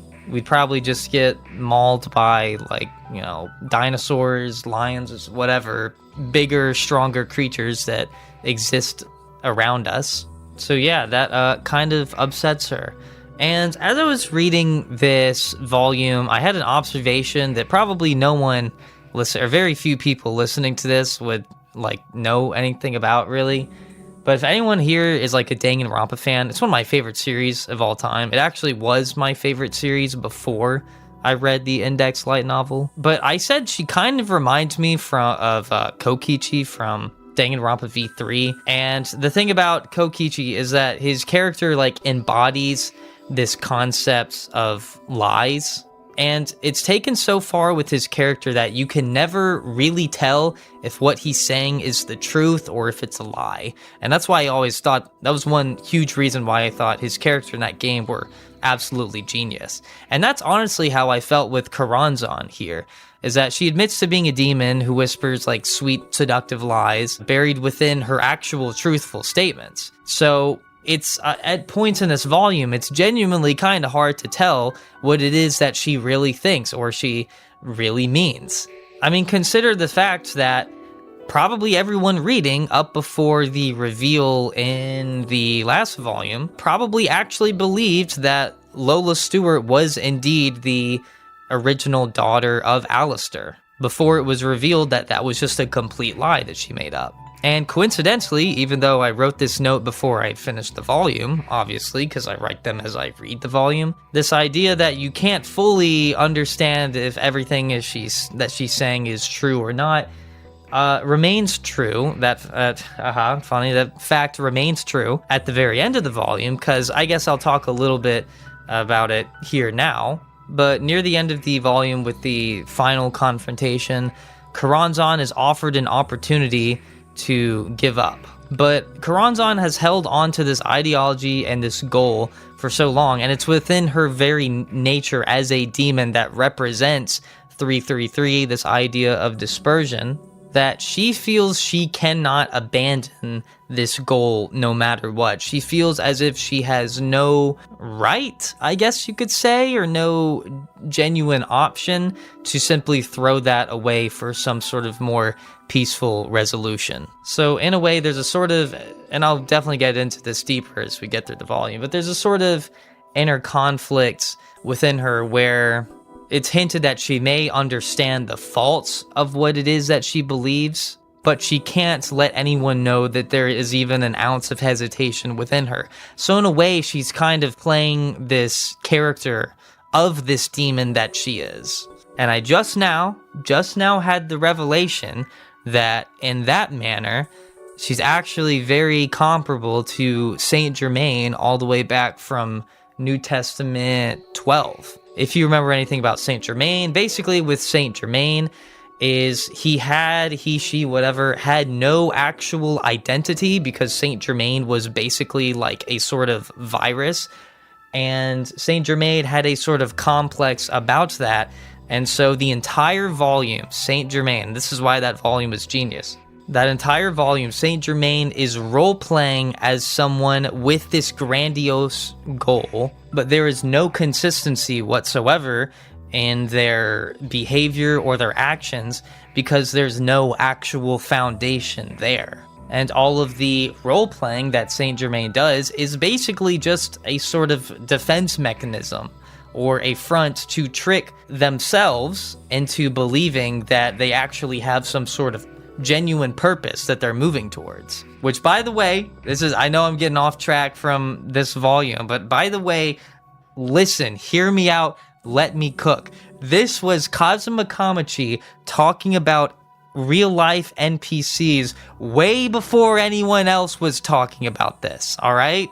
Can you tell me I'm wrong? I'm so right about this. I'm so right about this. Saint Germain is just a representation of real life NPCs that have like no actual moral foundation, and their entire existence is just like being obsessed with the current thing. Food for thought.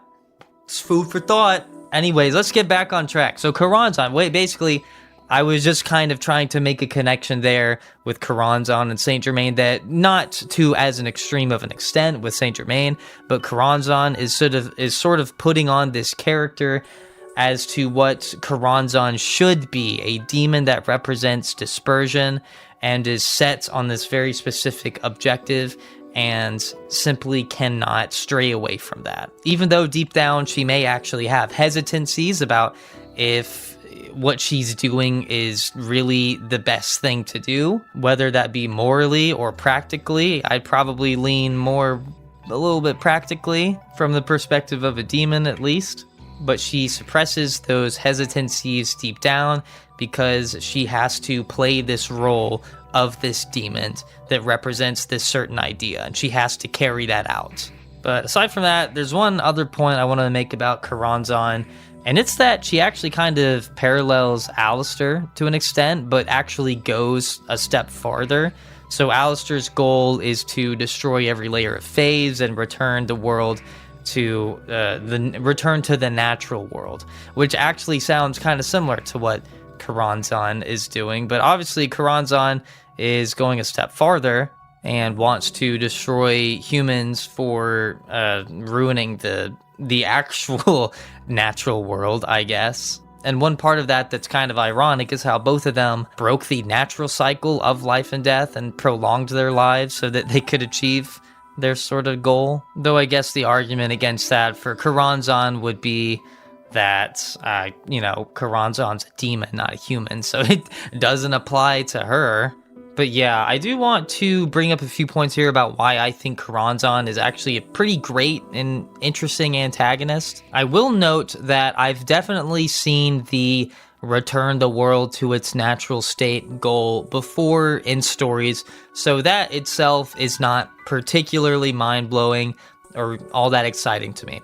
But what I like about Coronzon is not really that, per se. There's a lot of other things that I really love about her character. Like I already said, I like the way she parallels Alistair, and I think that it's more so her nature as a demon and her treatment towards others that makes her pretty interesting. At this point in the story, she has no family, friends, she has no significant people in her life that she cares for to any extent. She has no compassion for any living creature, only really the planet itself, if you even want to call that compassion.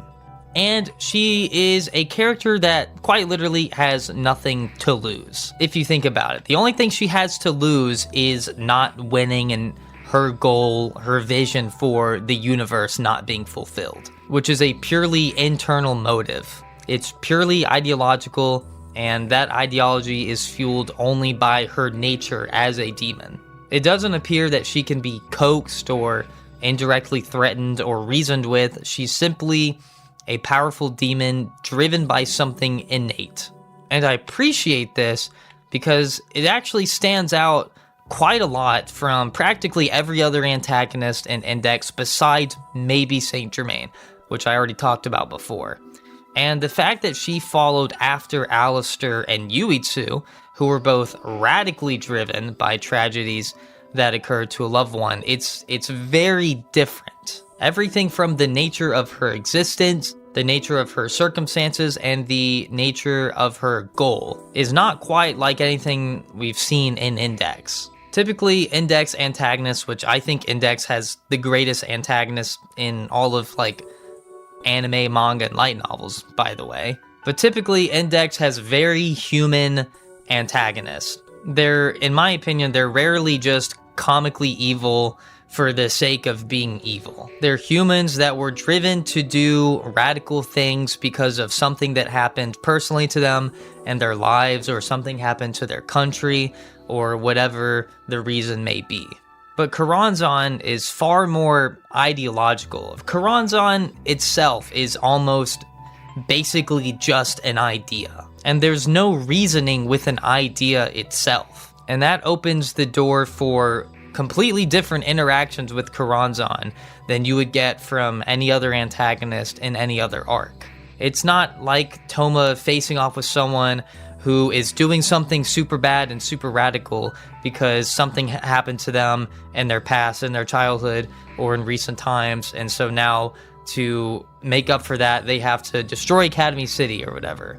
You can't shatter the illusion if the antagonist, like, literally is the representation of that so-called illusion. And I think that's part of why this arc feels so big, and it feels very detached. And maybe that's a weird way of describing it, but as I was reading this arc, I was like, this feels so... Like, yes, it's in the style, it's in the writing style as Index has pretty much always been, but it feels detached from everything before this point.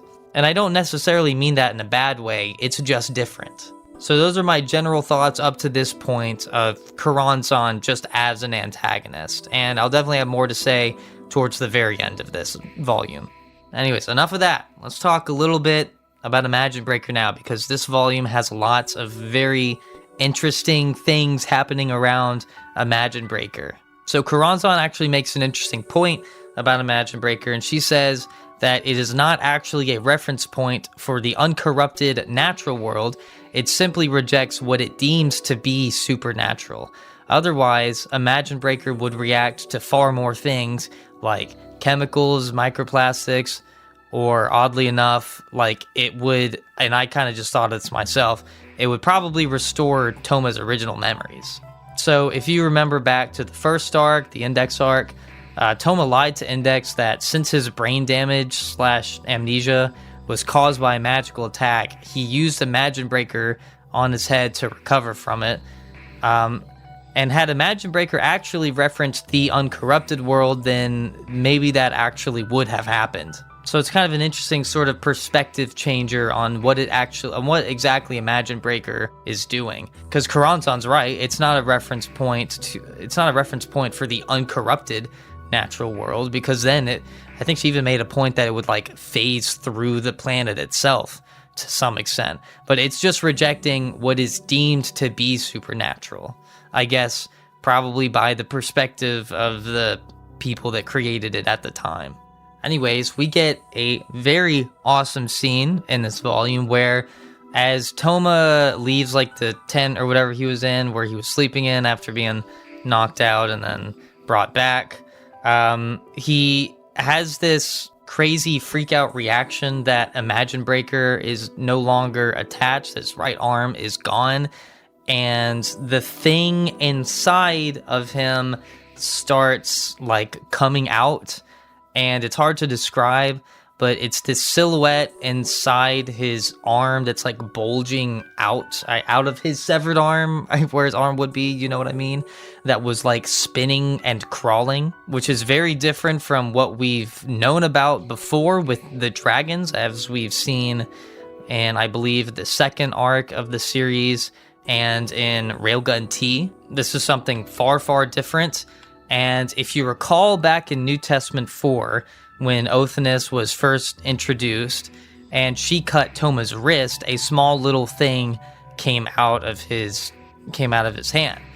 And Othinus made the comments that it hadn't fully grown yet, and then she crushed it. And here in this scene, Alistan said something along the lines that it wasn't ready to release yet, and as things are now, it would just completely obliterate him, whatever this is coming out of him. Ultimately, it just leaves us with more questions than answers, but it sure is a cool scene. It sure was a cool scene. But yeah, then, like, Shokuho uses her powers to make Toma think that his arm is still there. I don't know how effective it actually was, but at least that didn't happen again. So I'm just gonna skip a bunch of the story explanation, and I'm just gonna, bring up random points because, dude, this video is so long.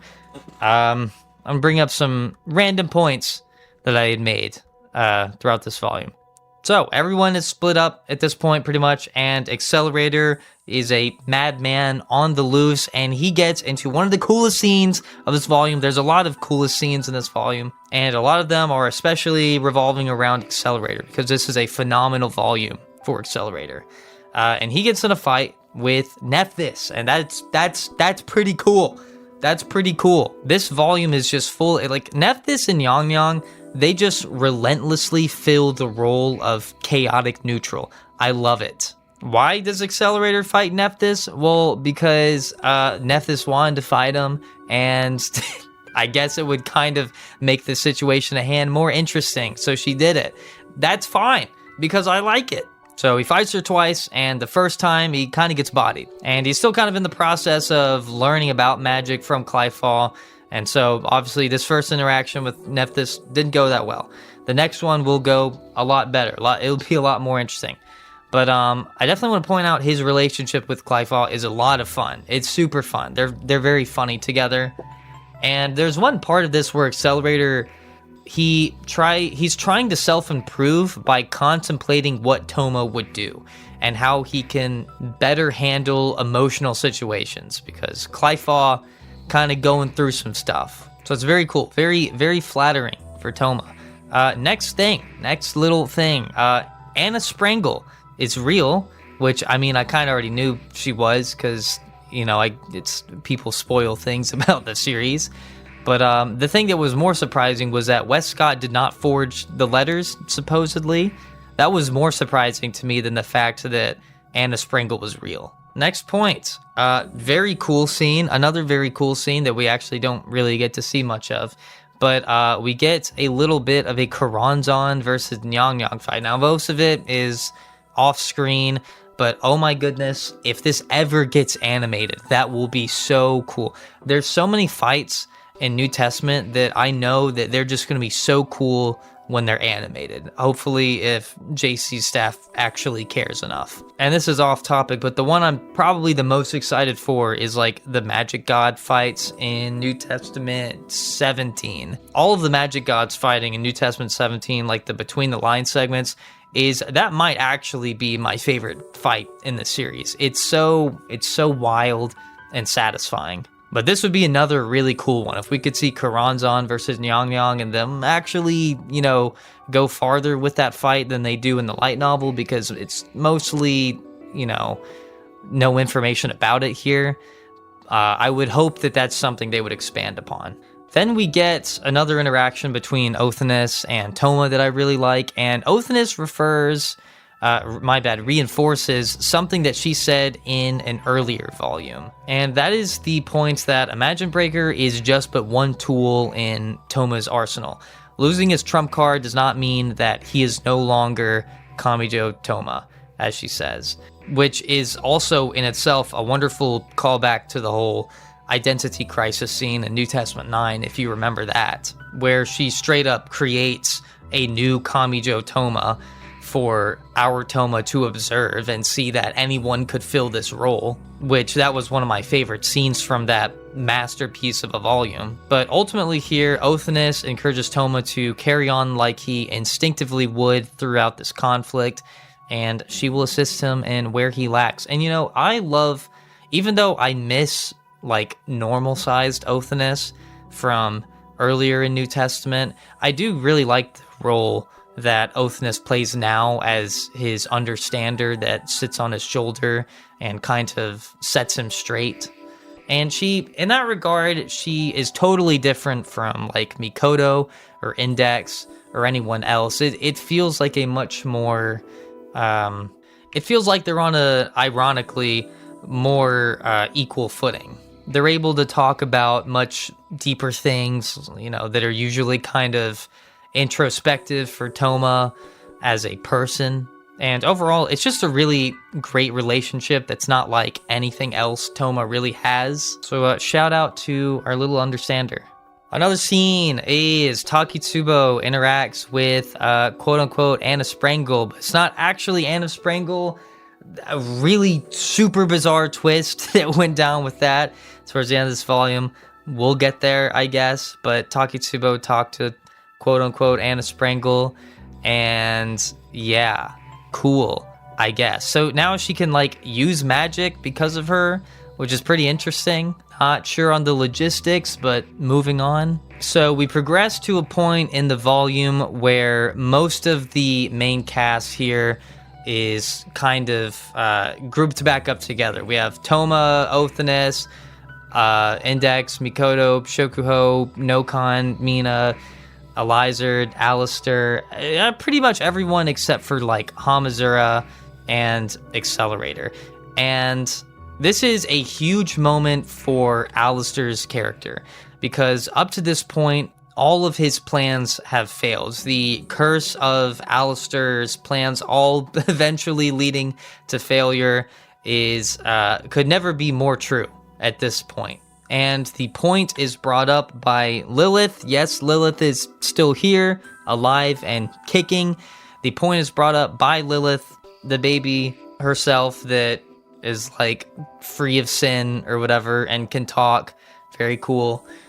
Basically, Lilith says that I came into existence so that I could fulfill this role of getting rid of Coronzon. Alistair suspects that this was why Iwas did what he did, bringing back Lilith, and it's pretty cruel when you think about it that way. Oh, let me grant Alistair this false happiness just to have to sacrifice his daughter Lilith just after being reunited with her in this beautiful moment, all for him to simply have to sacrifice her so that they can kill Coronzon. Without a doubt, this is Alistair's lowest moment, where all of his plans have failed, and he is faced with this one slap in the face of a plan that could probably fairly easily resolve this situation. And a lot of the people in the room are kind of tempted to take the opportunity because it's an easy W. But in a wonderful scene of desperation, Alistair does not want to sacrifice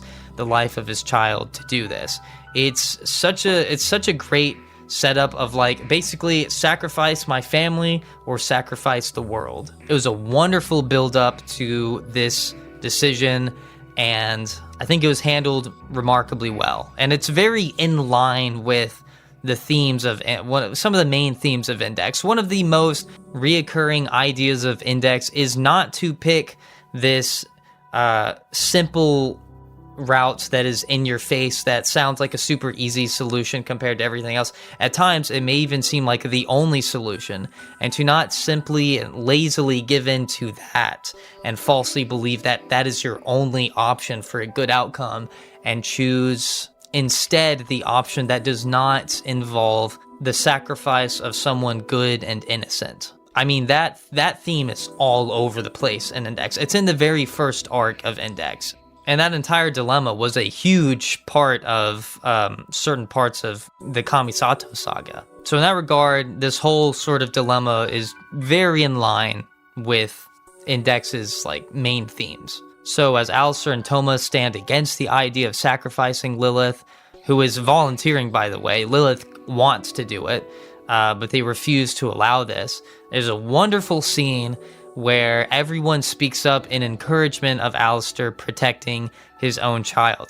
And I wrote that it felt like the end of a Fire Emblem game where all of your units that made it to the end talk to you before facing the final boss. It's not just Fire Emblem, it's in a lot of JRPGs where you're right in front of the final boss, and then everyone in your party gives you their little self-reflective sort of dialogue, and it's super hype and inspiring and motivational. That's exactly what it felt like here. Wonderful scene.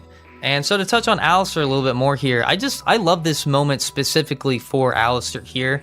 Just after a century of constant failure and grief striking every single person that he cared about, you can really tell how desperate he is to protect Lilith, who he was miraculously given a second chance to be with.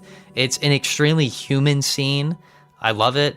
And despite all the awful things that he's done throughout his life, there's a sense of understanding from everyone else in the room. Elizard is in the room with her own children, Mikoto with the clones, and Othanis, who was opposed by the entire world and only had Toma by her side. So despite all of the awful things that people have experienced because of Alistair, in this moment, everyone is able to understand what he is feeling at this time. Very beautiful moment. And I want to read this little bit of narration here that I think is absolutely beautiful. So it says, Alistair was extremely hesitant, but when she looked around, the world had changed. No, the Silver Girl had simply overlooked it all because she was bound by fear and despair. just like when she had lost sight of everything except for her goal of revenge. The world changed to match the heart of the one viewing it. That last line right there in particular is a phenomenal line. Really love that. It feels like in this moment, Alistair has overcome his cynical and isolated perspective. He's surrounded by people who understand the pain he is experiencing, and the empathy that they show for him seems to have impacted him more than expected. He has not really had anything like this moment in his entire life, and because of it, the way that he views the entire world has changed as a result. And I know it's very cheesy, but it goes to show what the power of being surrounded by understanding and empathetic people that wish actually for the best for you, at least in a given situation like this. It is immensely powerful and can change a person forever. Isn't that beautiful? Isn't that wonderful? I'm feeling emotions for this old perverted man turned into a lolly that I didn't even like until like this point. So this scene, absolutely phenomenal. One of the best scenes in the whole series, if you ask me. But we need to keep moving forward. So let's go back to Hamazura very briefly.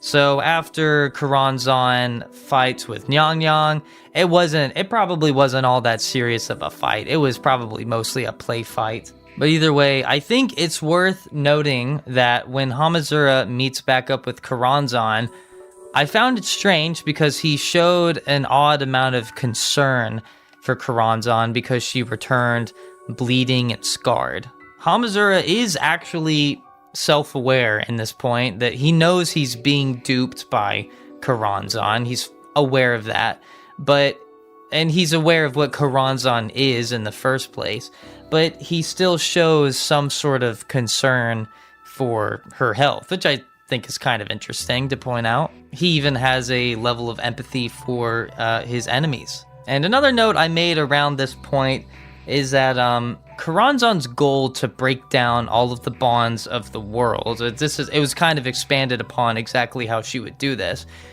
She said she would essentially turn all humans against each other in a world of chaos, and it sounded very reminiscent of Yuitsu's goal back during the Kamisato saga to turn every human in the world into a Kihara, meaning that everyone would pretty much be a relentlessly immoral, skeptical, and worldly individual, incapable of forming entirely well-intentioned bonds with another person. Very similar. I kind of wonder if that was on purpose. Also, another very important point is that we learned that Coronzon menstruates. That was a very lovely conversation that Coronzon and Hamazura had. Moving on, we go to the part that I know is going to trigger a lot of people because we're talking about Shokuho Misaki, who, I just remember on my video where I talked about New Testament 11, it's like almost all of the comments were about Shokuho. Either people saying like, oh, I realized Shokuho was a flawed character, and I realized the themes that she represented and how I came to like her because of that. And then we just had people where they're just like, oh, I hate Shokuho because she's clingy, she's obsessive, and it's just like everyone just had to tell me their opinion of Shokuho. It's so tiring. It's so tiresome. Anyways, I know those people that didn't like her were having a field day with this scene. We'll talk about it. So basically, when Shokuho caught Toma's severed right arm, she actually held, at first it seemed like it was a shock value thing, but it ended up being important. She held on to Toma's Imagine Breaker as a means to stop him from putting himself in danger. And since he cannot remember her or her face, then he wouldn't be able to search for his right hand as long as she had it. So thus, without his main weapon, he would be forced to not engage with conflict. And I'm sure that's just adding fuel to the fire. Okay, so I'm going to view the whole thing with Shokuho's character optimistically because that's what I like to do. And I like Shokuho because she's actually like my second favorite character in the series, believe it or not. And by the way, another off-topic comment, but I was thinking of making like a top 50 favorite 2R characters list.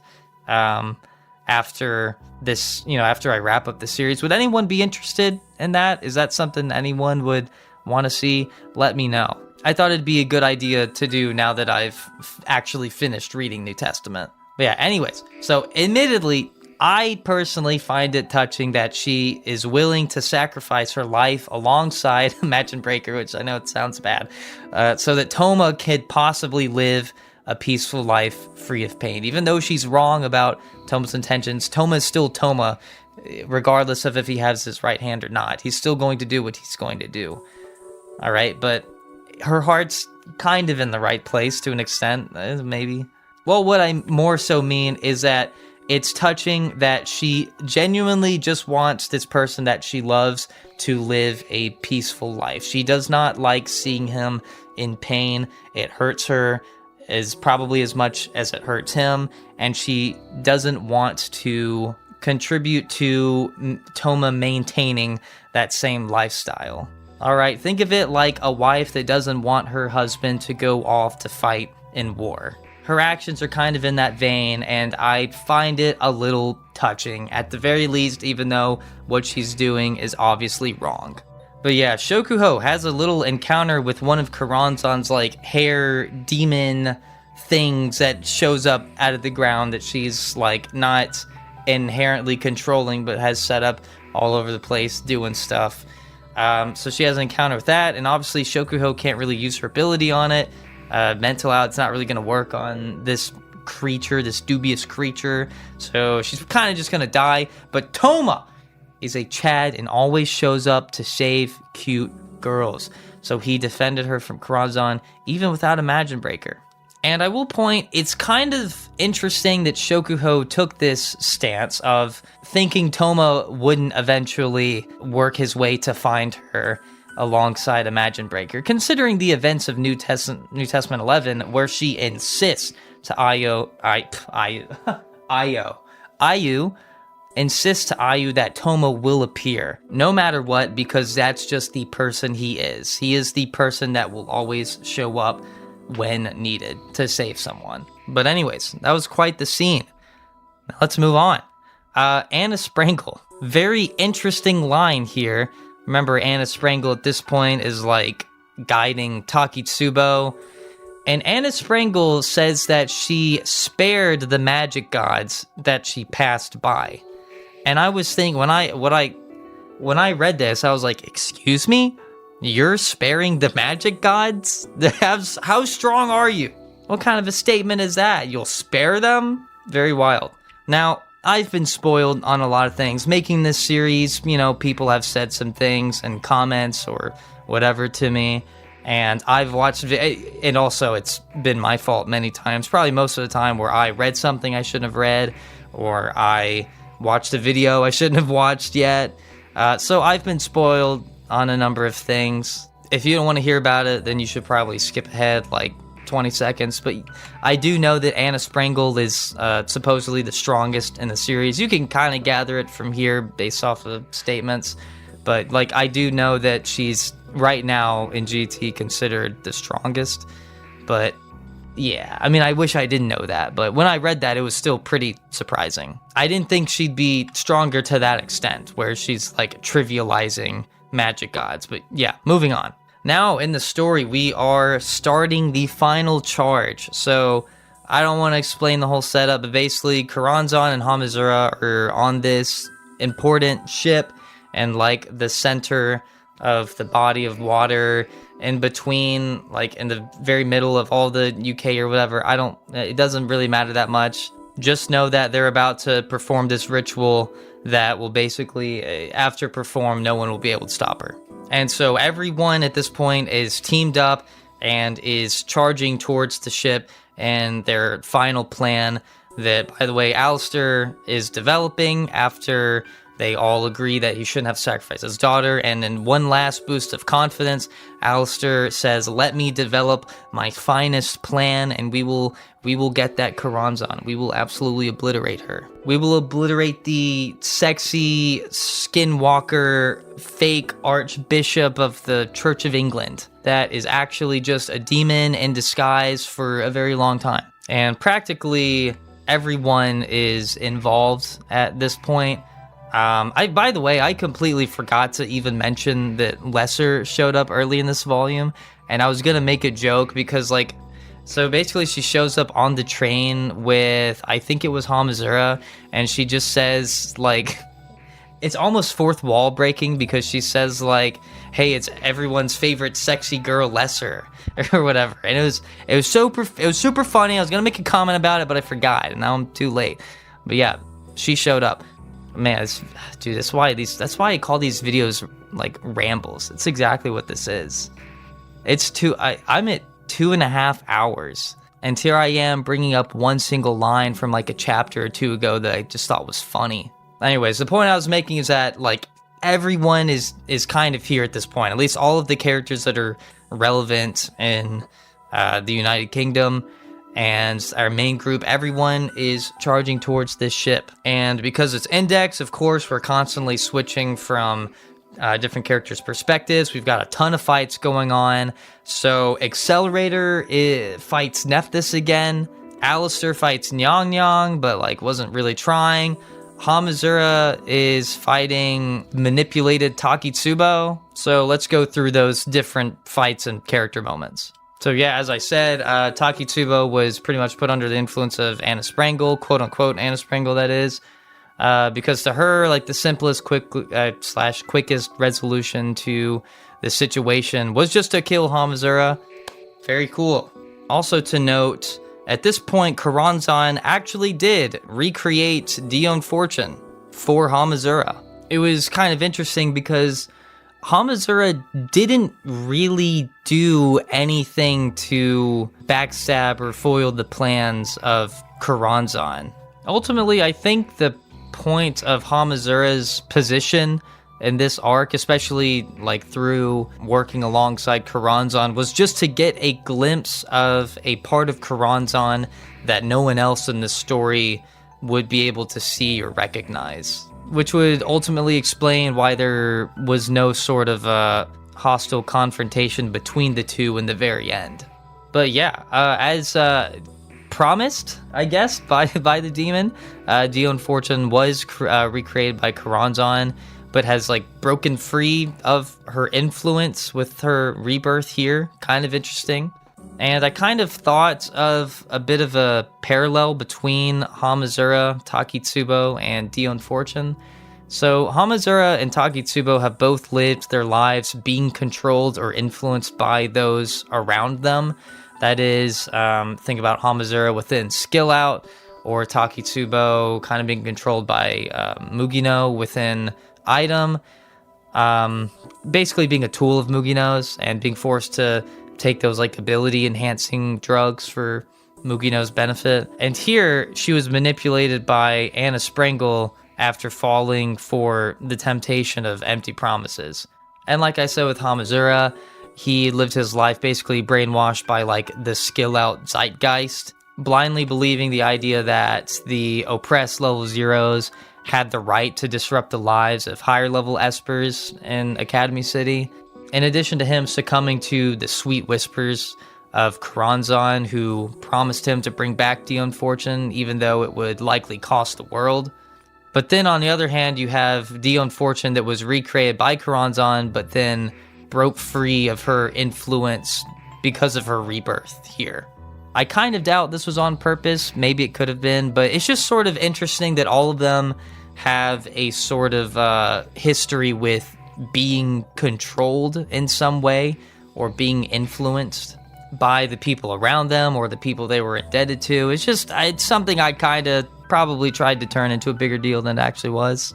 Anyways, the scene where Hamazura is reunited with Dion, very great scene, very blissful and very emotional. They sat back to back with each other, and Hamazura was crying, and he didn't want to face Dion with his with tears on his face like that. So it was a very touching reunion, and overall, glad for my boy who just wanted to open Dion up to this new world of opportunities that she had likely completely given up on. I didn't mention it up until this point, but one of the reoccurring sort of things about this relationship was in one scene when Hamazura and Dion were talking through the translator in the car. Apparently didn't know how to blow a bubble with gum. It's funny because I don't know how to blow bubbles with gum either. I've never been able to do it. And he had made a promise to her that he would teach her how to do it. And that was before he had any idea that she was going to disappear. And so after she disappeared, Hamazura pretty much made a cute little vow to teach her how to blow bubble gum. A little corny, a little cutesy, but it, you know what? It was a nice resolution, so I'm okay with it. And I like Dion Fortune. I didn't talk about Dion Fortune herself very much, but her character's very endearing. I love her personality. Cosmocometry writes a lot of girls like this with this personality that are like kind of smug and prideful, but they're also kind of a lot of talk and not a lot of walk. They're also, you know, like surprisingly sensitive. And I find it endearing every time. I really like that sort of archetype. Dion has a lot of really funny scenes. I just really enjoy her personality. She's not like the deepest character in the world or anything, but for what she is, I quite appreciate her. And I will end off their little arc with this nice little singular paragraph that says, after they reunited, some slender fingers slipped into Hamazura's pocket. They pulled out a perfectly ordinary stick of gum. But for these two, it was the symbol of a valuable promise that connected them. Very beautiful. Now let's move on to Toma and Mikoto, because they fight someone or something. I don't remember what it was, but they fought something. Admittedly, they don't really do much in this volume, which I find very interesting that in the last volume of the major ending arc of New Testament, they didn't really do anything, because here at the end, it's really Accelerator that saves the day, as opposed to Toma, who it usually is. But Mikoto and Toma are fighting alongside each other in this, and Mikoto shows a childlike excitement over the fact that she is actually finally fighting alongside Toma. It's a very cute scene, and this has been pretty much Mikoto's main sort of conflict throughout New Testament, pretty much actually from the beginning of New Testament, now that I think about it, is that her complex that she is not able to efficiently fight alongside Toma in a useful or meaningful way, and she's kind of able to do that here. And for her, on a personal level, this feels like a huge payoff. It's something that she's worked for a very long time. So although it's not one of the, you know, most like knock you in the feels moments of this volume, it's a nice little endearing moment. Another thing that happens here at the end is Nyang Nyang fights Alistair for fun, and then, like, she gets beat, and then she's like, wow, you're so strong, I can't believe I lost, or whatever. It's like, and then the volume kind of questions, like, if she was actually even trying, that she should have easily been able to beat Alistair, or whatever. Basically, the volume alludes that Nyang Nyang was just helping Alistair reach Coronzon, because the layout of the ship and how you actually were supposed to reach that part of the ship was super confusing, and that's why she did that. I don't know. Honestly, Nephthys and Yang Yang really just showed up to be agents of chaos, and I love it. And then I don't even know how this gets brought up, but at some point there's a line where Nyang Nyang like doesn't know how babies are made. The thing about her is that you have no idea if she's ever being serious or if she's just like really playing up this like clueless comedic routine. Either way, regardless, very entertaining, very goofy. Alistair does kind of make a comment about Nyang Yang and points out that her path to power was too sudden and she lacks any emotional strength because of that. For as long as she's lived, she's not belonged to any family, and kind of because of that, she lacks a certain power as a result of her isolation. And Alistair actually even feels a little bit of pity for Nyang Yang, since she has had no one that she would wish to protect or devote herself to. And in a way, she's free from the potential pain of losing a loved one, but that only means she hasn't lived a life surrounded by anyone that she really cared for. So there is some substance there. I don't know if it will go anywhere, but kind of interesting to point out. I guess that's what led to the "how are babies made" comment. Yo, can you imagine Yang Yang being a mother? I want to see that arc. I want to see that arc one day. But now let's move on to maybe the coolest part of the entire volume. I don't know. There's a lot of amazing parts of this volume. This is a very great volume. But the second fight between Accelerator and Nephthys. And Accelerator gets some very interesting sort of power up here. I'm not going to go super deep into the explanation about it. Basically, the Will of the Mystica Network appears, gave me the chills. I love the Will of the Mystica Network every single time that she shows up. I'll talk about her a little bit more in a second. But with that, like, they create the Clonoth, or my bad, it's like the Will of the Mystica Network talks to Clyfaw, like, through Accelerator, but Accelerator's like not aware of it. And then from there, there's the creation of the Clonoth. I don't know. Whatever, dude. Don't ever go to me for like a detailed technical description of things like this. But yeah, I think it was technically Clyfaw that created the Clonoth, which is a third tree that represents neutrality between the Clyphoth and the Sephiroth. And it's very cool and very epic, and if you want an actual detailed explanation of it, I'm sure Aeon has a video about it. Either way, it makes this fight with Nephthys a million times more interesting, way more intense, a lot of twists in this fight, and it was just overall a very amazing scene. Cannot wait to maybe see this animated in like 20 years from now. A lot of cool moments within this entire fight itself, so there's some very cool development with Clyfaw as she overcomes the fear of failure and puts her full trust in Accelerator. And seeing the Will of the Mystica Network talk to Clyfaw, it's so fun. I love them. I love the Will of the Mystica Network every single time that she appears. It's every scene she's in basically just gives me the chills. But interesting to note here that she points out that she can't really support Accelerator in such a direct way, as he is constantly reminded of his own sin and redeeming himself for his actions with her. So as a result of his guilt, and maybe to an extent his pride in a way, he doesn't want to accept direct support from the Mystica clones, which makes a lot of sense. But yeah, basically, I simp for the Will of the Mystica Network, and every scene they're in is amazing. But yeah, you know, this video is already super long. I do not want to describe the nature of the fight between Accelerator and Nephthys. Just read it, bro. It's good. So now we reach the final sort of confrontation between Alistair and Coronzon, and Alistair's got one last plan up her little lolly sleeves. But we get a little bit of dialogue before that. So we've already talked about what exactly Coronzon represents and what it is that Coronzon hates. She doesn't like anything that breaks this natural cycle of life and death or artificially prolongs its life, blah, blah, blah. But oddly enough, Coronzon accepts that she is actually also a part of that and plans to destroy herself after humanity's mutual destruction. So, I mean, what would an antagonist be without at least a little bit of hypocrisy? A little bit of, I know I'm literally the problem too, but don't worry, I'll kill myself after I kill all of you. To go a little bit deeper about Coronzon's ideology, so Coronzon appears to be against really the very concept of valuing a special person's life over another, as that would lead to unnaturally preserving it for longer than it otherwise would have. And she also wishes to destroy the very Sephiroth itself, leaving literally only the natural world to run its course and be inhabited by whoever may naturally inhabit it, which she refers to as passing off the baton.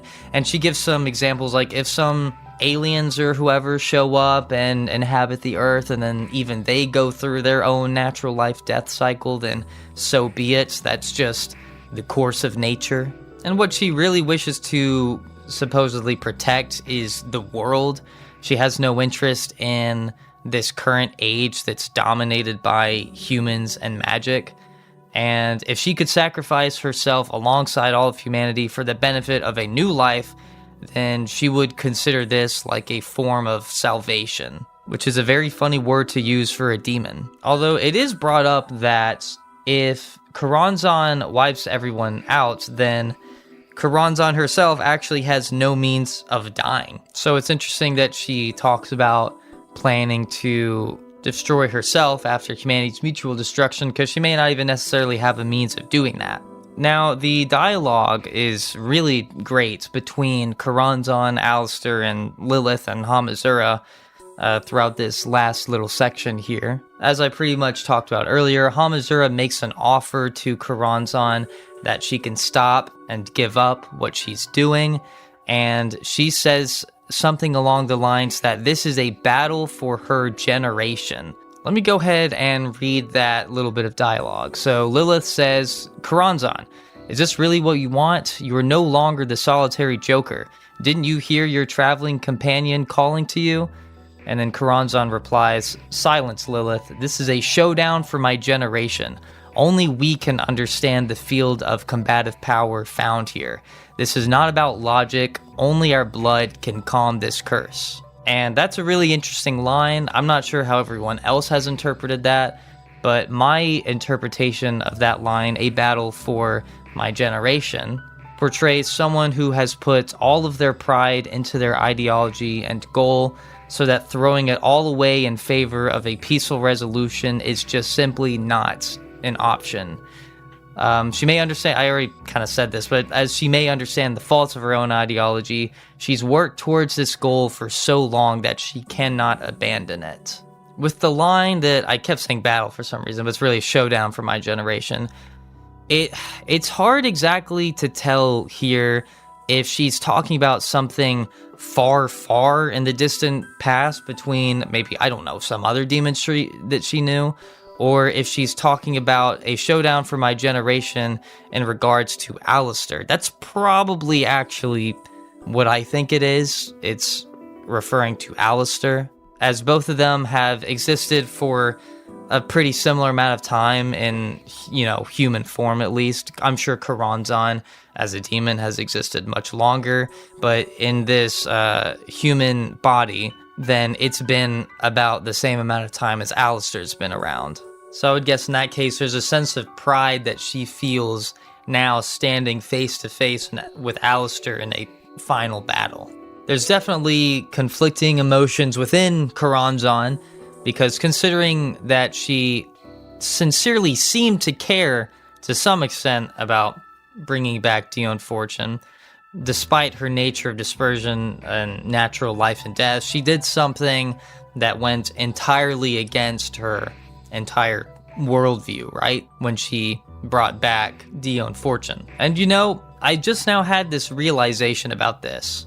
Perhaps through her experience with Hamazura, she was able to see close up, firsthand, exactly power of human relationships and why a human desires the prolonging of life of someone they care about through Hamazura and Dion.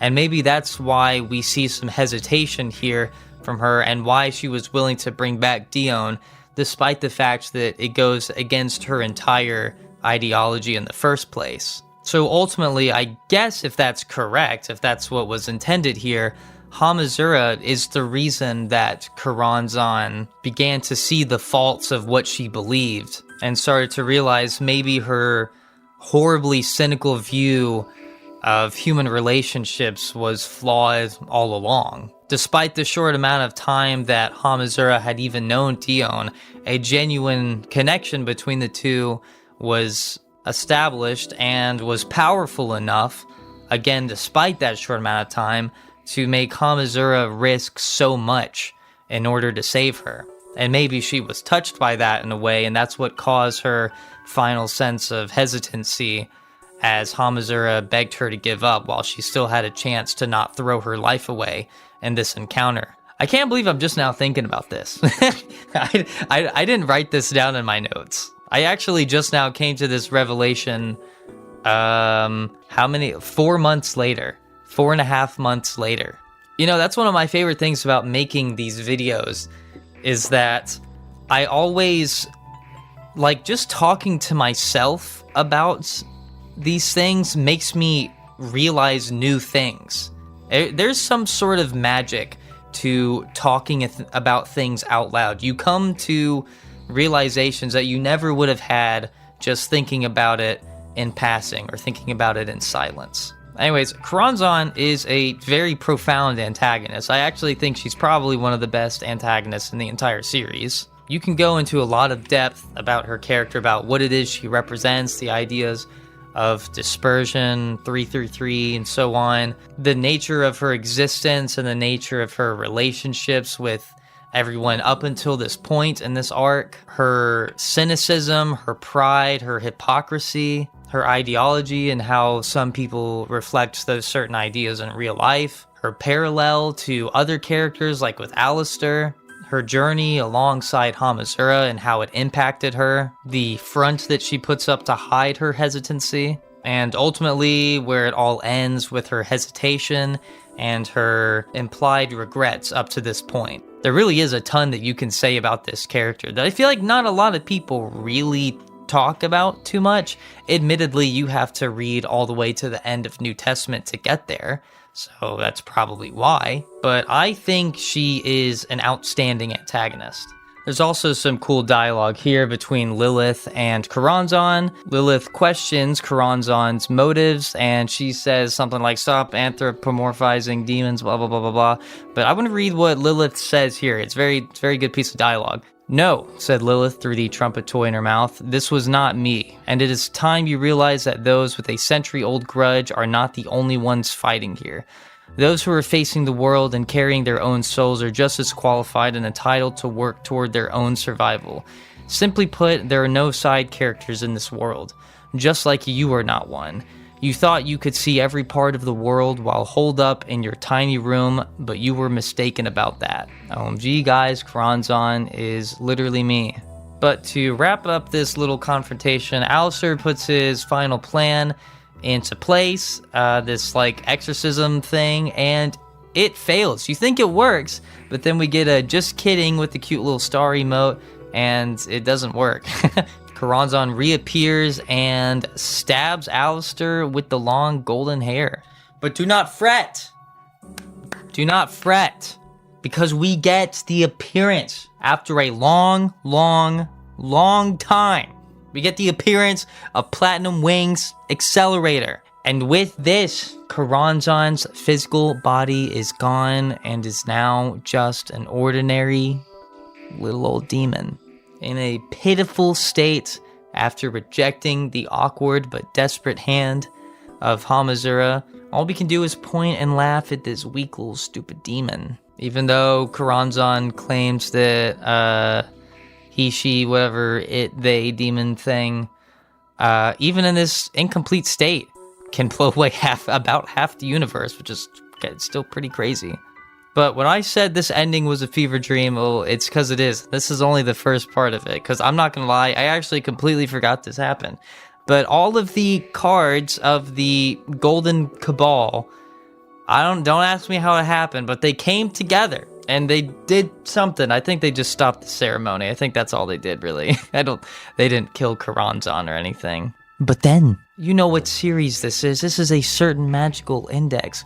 Toaru Majutsu no Indexu. So it's gotta be Toma to end things. So our boy walks up to Coronzon and basically says, "You're going to place my hand on your head and take responsibility for all your words and actions." But she doesn't do it. Surprisingly, a demon is not going to do that. So in the final desperate attack from Great Demon Coronzon, something happens and then she slashes Toma's right arm and stuff starts spewing out from his arm.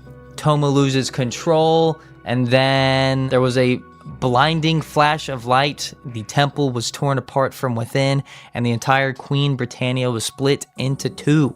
And then cut to the weirdest freaking epilogue I think we may have ever had in the series. Okay, this video is I'm almost 3 hours into this, so and there's still so much that happens in this epilogue, so I'm kind of just gonna speed through it a little bit. Okay, so absolutely stellar moment as Alistair, as I already talked about, got stabbed by the hair. After his plan failed, he's dying, she's dying, whatever. This whole time just been referring to Alistair as a guy because it's the old man's soul. But as she lays there dying, there's a stellar moment between her and Accelerator. As Accelerator takes pity on Alistair and does not deal the finishing blow to the person who has caused him and others so much grief over this time. Think about everything Accelerator has gone through up to this point, and how much of it Alistair is responsible for, practically all of it. And in a very touching scene in her final moments, Alistair grants the position of the new board chairman of Academy City to Accelerator. A wonderful conclusion to Accelerator's story in regards to his involvement with the darkest aspects of Academy City and his ultimate desire to bring about a definitive change to the city. And I'll say it again, but Alistair's character throughout this saga has just been phenomenal. His development was drastic and brought some really interesting themes to the series, and I will say it one more time, I actually do think Alistair is probably the best written character in this entire series. Definitely an argument to be made for Accelerator as well. It's really up to personal preference at the end of the day, but Alistair has easily one of the most impressive character arcs that I've ever seen in a story. There's also an interesting moment where England actually decides to sort of repent for their mistreatment of him in the past, and they plan an honorable ceremony for him after his passing for everything that he did here in this final arc to protect everyone. Very respectful turn of events there. I'm glad that was put in. But psych! He's not dead. So at this point I was very confused because I had heard that Alistair was in GT, was in Genesis Testament, but I legitimately thought that this was going to be the end of his life, her life, whatever. I really thought that it seemed like such a perfect moment for his character to die that I thought it was just going to happen. I thought maybe I just misheard something about Genesis Testament. But oh no, he's not just back as Alistan. No. He comes back like fused with Lola Stewart's body alongside Coronzon in it. So the final flash of light thing that happened with Imagine Breaker did something. I don't know exactly what it did, but it did this. Lola Stewart is now occupied by the will of Alistair and Coronzon alongside it. When I read this, I was laying on the couch, dead tired, just trying to finish this volume and thinking, what is going on? What am I reading right now? Even if you don't like these really bizarre twists that Cosmic Kamachi will throw into the series, you can't deny they're not entertaining. Because when I read this, I was a little puzzled, a little taken aback, you could say. I wasn't even really convinced that this was a good thing, and I still don't really know if I am, because it seemed like such a perfect moment for the conclusion of Alistair's entire arc for him to pass away here. But at the same time, if he's being brought back, it's probably for a reason. He probably is going to play a specific role that is important to the conclusion of the series as a whole. So before I just say that this is definitely a great thing or definitely not a great thing, I'm just gonna wait. I'm just gonna wait and see where it goes. But I am shocked I was never spoiled on this. I cannot believe I was never spoiled on the fact that Alistair, I guess, does that count as reincarnation? I don't know. Basically takes the body of Lola Stewart alongside Coronzon in it. So that was absolutely wild. But then we get another huge twist right after it that I also was not prepared for with Anna Sprengel and Iwas. So Iwas just shows back up. Don't ask how. He's super strong, so I guess like he wouldn't die that easily. To Coronzon, sure, whatever. But Iwas shows up and kills the phony, I think she was a Golden Cabal magician or whatever, that was possessing Anna Sprengel, and frees the real Anna Sprengel. I don't even know why this was a plot point in the first place, but apparently this was the whole plan. This was Iwas's entire plan, was to free Anna Sprengel from the possession.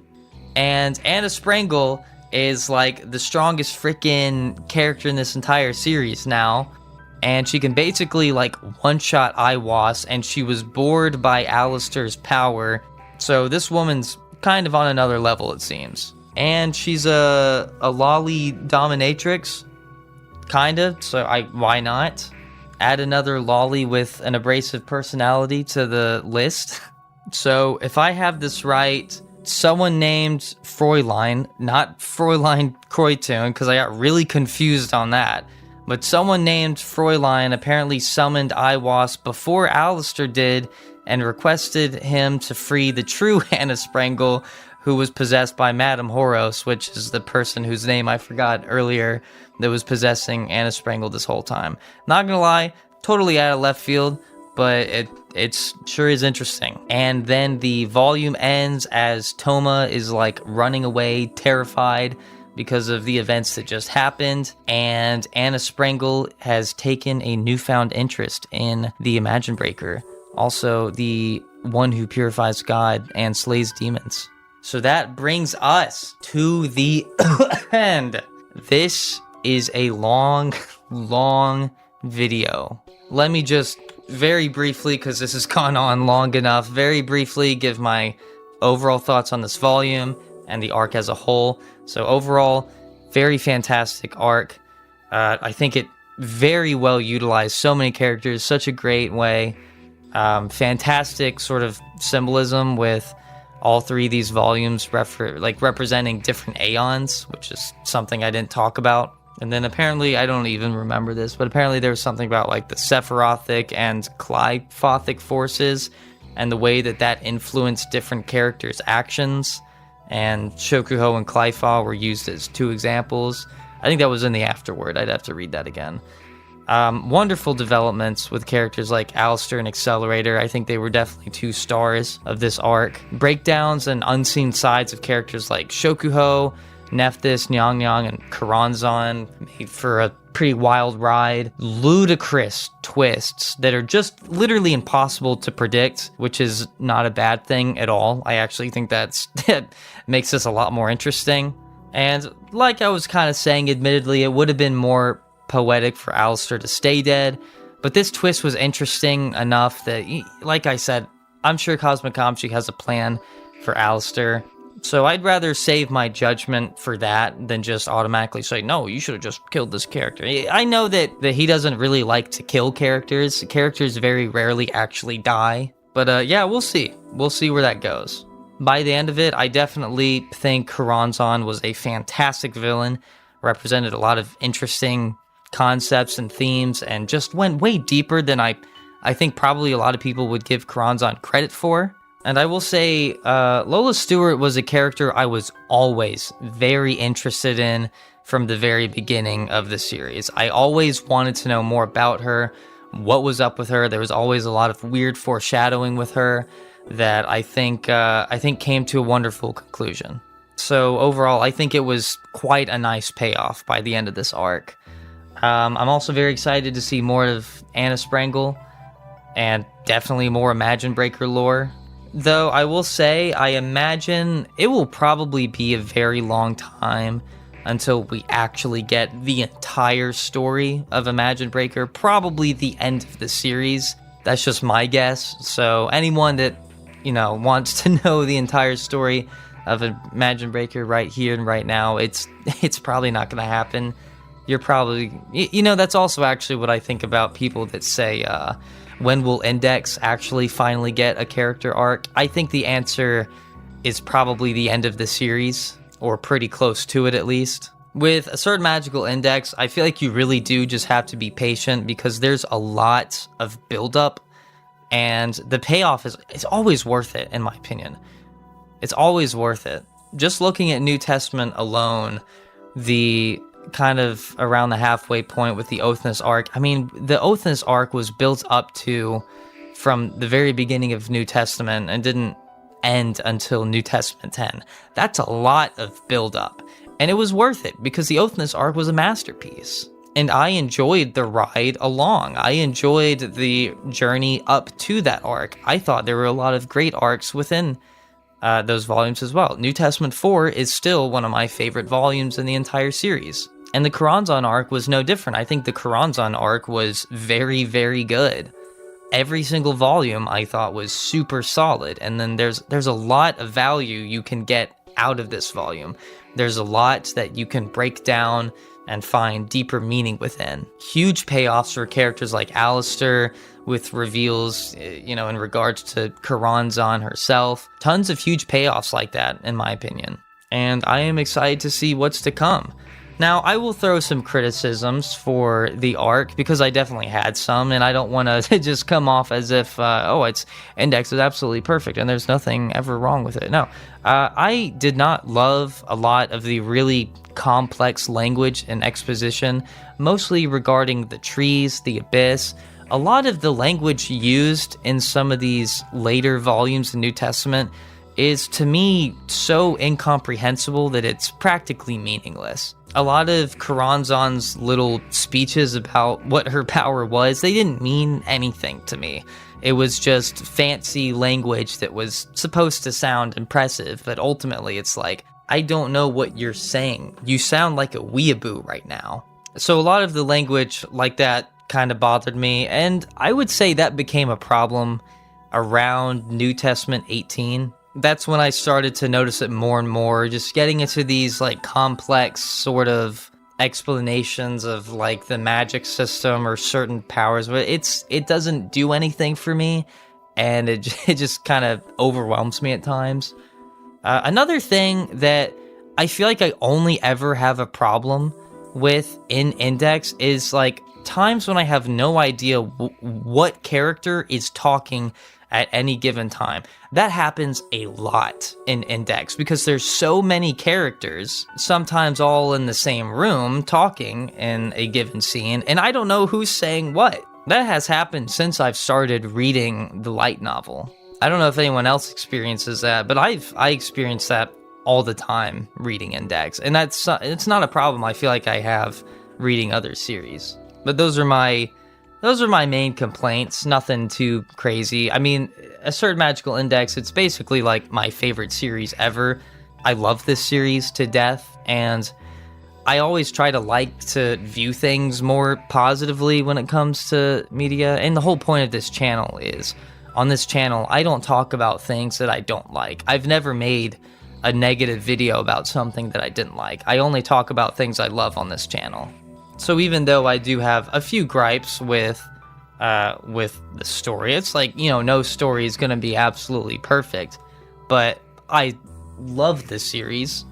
I've always loved this series, and I think I will always love Index, and I would rather just maintain a much more positive outlook on this series. One thing I find annoying is when communities all just begin to hate the thing that they're all talking about in the first place, that they all are gathered there for in the first place. I've tried to watch channels or maybe even like follow a bunch of people on Twitter that revolve around like a specific series, and then it's like it turns into this whole like circle of people that just want to have like the most negative hot take or whatever. It's always just people complaining about the same things over and over again. Like, I love Fire Emblem, but like for some reason that community actually just hates Fire Emblem. They'll always just talk about the worst aspects of the series. They'll be like, "Oh, dude, there haven't been any good games since like 2007." It's like, why are you call yourself a fan then? Why do you bother talking about this series you supposedly like on the internet? It's so annoying. I hate it. So it's like, I don't ever want to really contribute to that. If I don't like a series anymore, I just won't talk about it. Maybe I'll take a jab here and there at it, but it's like, I'm not going to involve myself with the community. I'm not going to stay in the Index community if one day I just suddenly hate Index. So until then, I'm going to remain fairly positive and charitable about this series. And it's like, if something bothers me, I'll definitely point it out. If I don't like a volume, I won't pretend that I like the volume. But the series up to this point has been a blast, and I don't plan on just dropping it. Now, admittedly, I still haven't started Genesis Testament yet. I'll probably talk more about that later. It's just, it's a busy time. It's a busy time.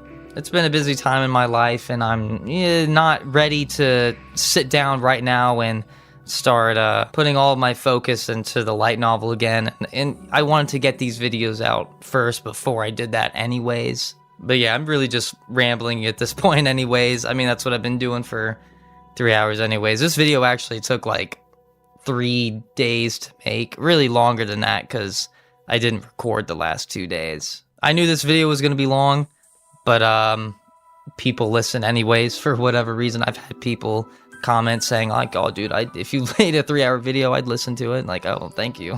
I still feel bad making them this long, but whatever. If that's how long the video needs to be, that's how long the video is going to be. But yeah, overall, love this arc. Thought it was fantastic. Said everything pretty much I think I need to say. If anyone wanted me to expand upon a certain point from any of the volumes, feel free to ask. Besides that, do not forget, if you made it to the end of the video, I will be answering questions in my next video where I'll be talking about New Testament 22 Reverse and the end of New Testament. If you have any questions related to the Index Light novel specifically, or this video series about New Testament, or maybe my opinions on certain things and how they've changed throughout reading, anything that's kind of related to the Index Light novel, absolutely feel free to ask. You can ask more than one question if you want. It can be in the comments below. It can be on Twitter. If you have me on Discord, you can DM me on Discord. That's totally fine too. I don't expect a ton of questions, but I'll probably answer all of them.